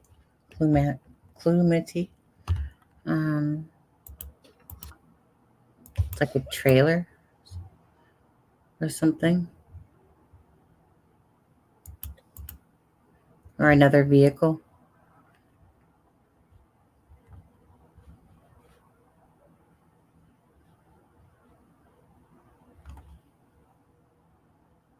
Yeah, it's Okay. Well, what a pleasant surprise, honey. Oh, Diana's here. Time to go. Just kidding. I don't know. Sunny, I sent you. Oh, did you send it to me? Did you send it to email or did you send it messenger? One sec here. Adam sent a photo.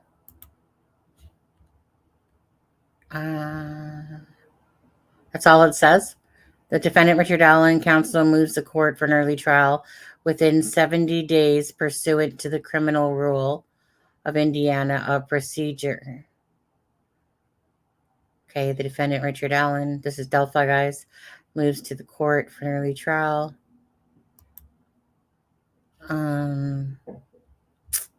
We're going to have to tweet that out, aren't we?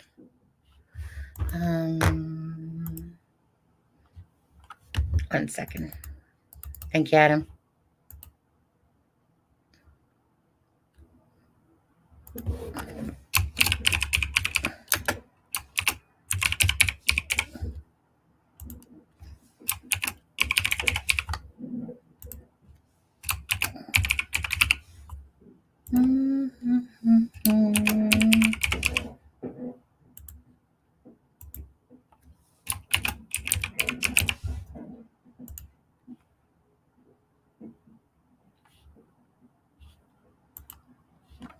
All right, did that. End of April, early May. Okay, so is that another part of their game? This whole filed for speedy. Here we go, I guess. Let's count when 70 days is. That's for Delphi. May 15th would be 70 days.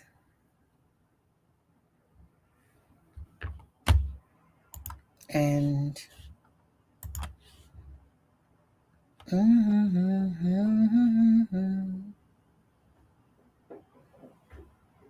anyways, nice to see you, Diana. It's been 3 hours and 23 minutes. Have they searched the homes and home around his home?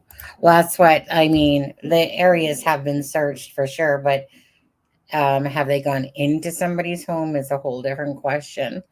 I don't know if they've asked that or not, you know. I mean, they said that everyone kind of in the area knew who Sebastian was, but he's not like a kid that really goes outside. So we got all these emotions, and then they file for a speedy 70-day trial. I'm confused, by the way, with all that. So we have all these motions, with Delphi, and then they just go plunk. Let's put in the 70-day speedy trial now. Is that like a tactic, or what? I'm confused.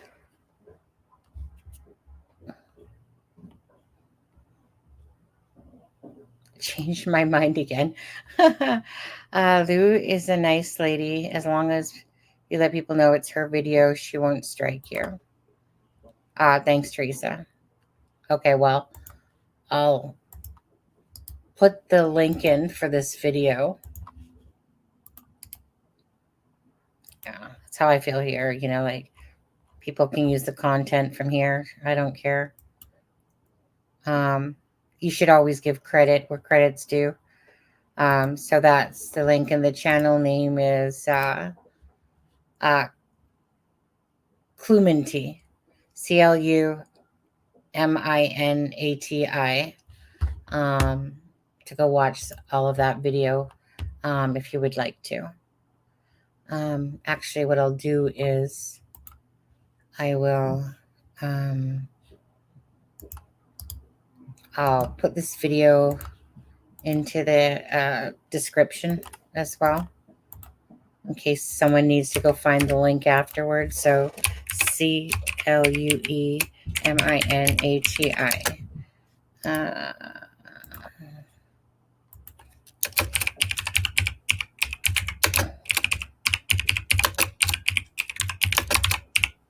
There we go. Yeah, I've never personally heard of this channel myself. I'm sure there's a ton of channels I haven't heard of, though. I don't exactly go searching out channels. They just kind of pop in my face. Anyways, thank you for that. Thank you for sharing that.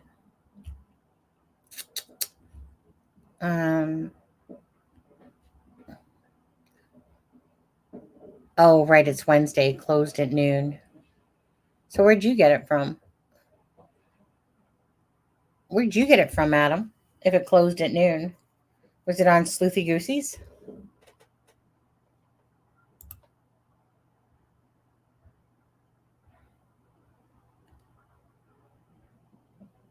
Oh, she has another one.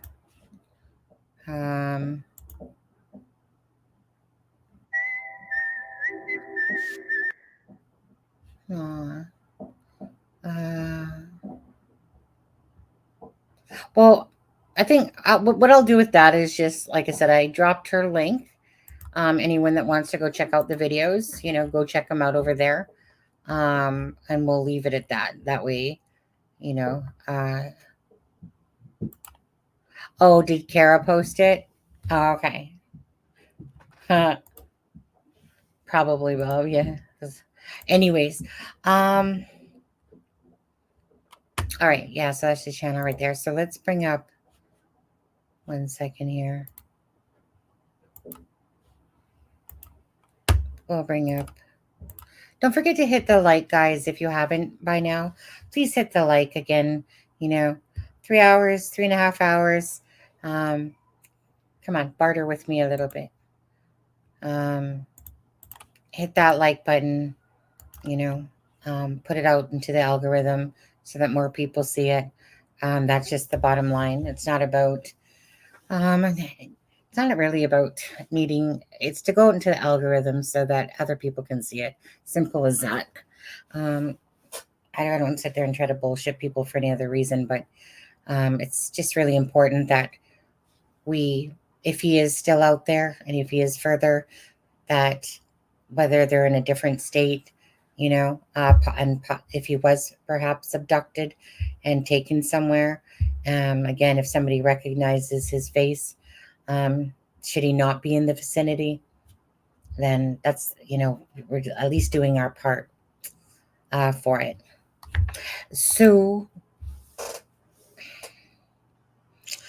yeah, I think I'm gonna end this live. It's 3.5 hours. I'm probably gonna go watch the rest of the Rust trial that's going on. To be honest with you, kind of getting a little tired. To be honest, I'm gonna go. Not gonna lie, I'm gonna go take my iPad, go lie in bed, watch the Rust trial, and if I happen to fall asleep, well, so be it. Delphi live time. Yeah, not doing a Delphi live on that one piece of information. No, thanks. I mean, I guess I could, but I'm not going to. It's like, here's your one-line sentence. Let's talk about it. Nah, don't feel like it. Rather talk about these missing kids. Even though that's interesting with the 70 days. Aspen was probably jizzing over that one. I will catch the replay. Thank you, Diana. Well, bottom line is, for anyone that is watching this, again, as of right now, there's no update besides it's turned into a criminal investigation now. They're still willing to look in places if someone says that they spot Sebastian. Hopefully this child is alive. Of course, it's not looking good. That's being realistic. So many people need to know live is a good idea. Just saying. Shireen. No.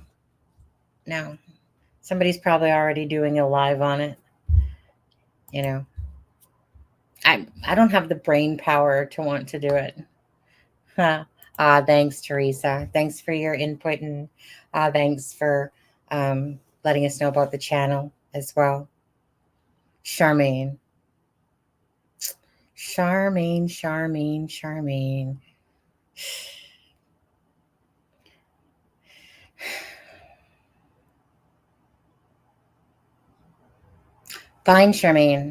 Scoop it. I like all these people. Fine, I'll end this live and I'll make a quick Delphi live. Are you happy? All right. Anyways, you guys, thank you guys so much for watching. Please give this video a like and a share. And yeah, we'll just keep you updated. Follow on TikTok, on Twitter. Anything, all of the things are I made alive. Hi, ladies.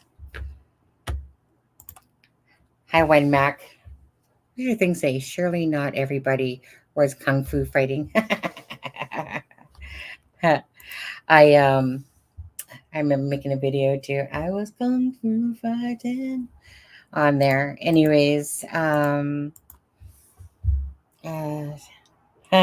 anyways, thank you guys so much again. Please give the video a like and a share, guys. Again, just push it out. Again, Sebastian likes green. If ever you're in a live here, wherever, talking about Sebastian, just throw in some green hearts. Darren, don't sit there and give me some eyes at the last minute here. Anyways, we'll end this live. Guess I'll make another quick live, and yeah, before I fall asleep, Charmaine. Sunny Crime Talk with the defense attorney said, it's the big bus defense. When you have nothing else, you delay, hoping everyone witnesses, forger or die. He recently said this, close to it. Crime Talk. Is that, you talking about, is that Crime Talk? Is that, what's his name? Scott Reish? Hi, Fair Maiden.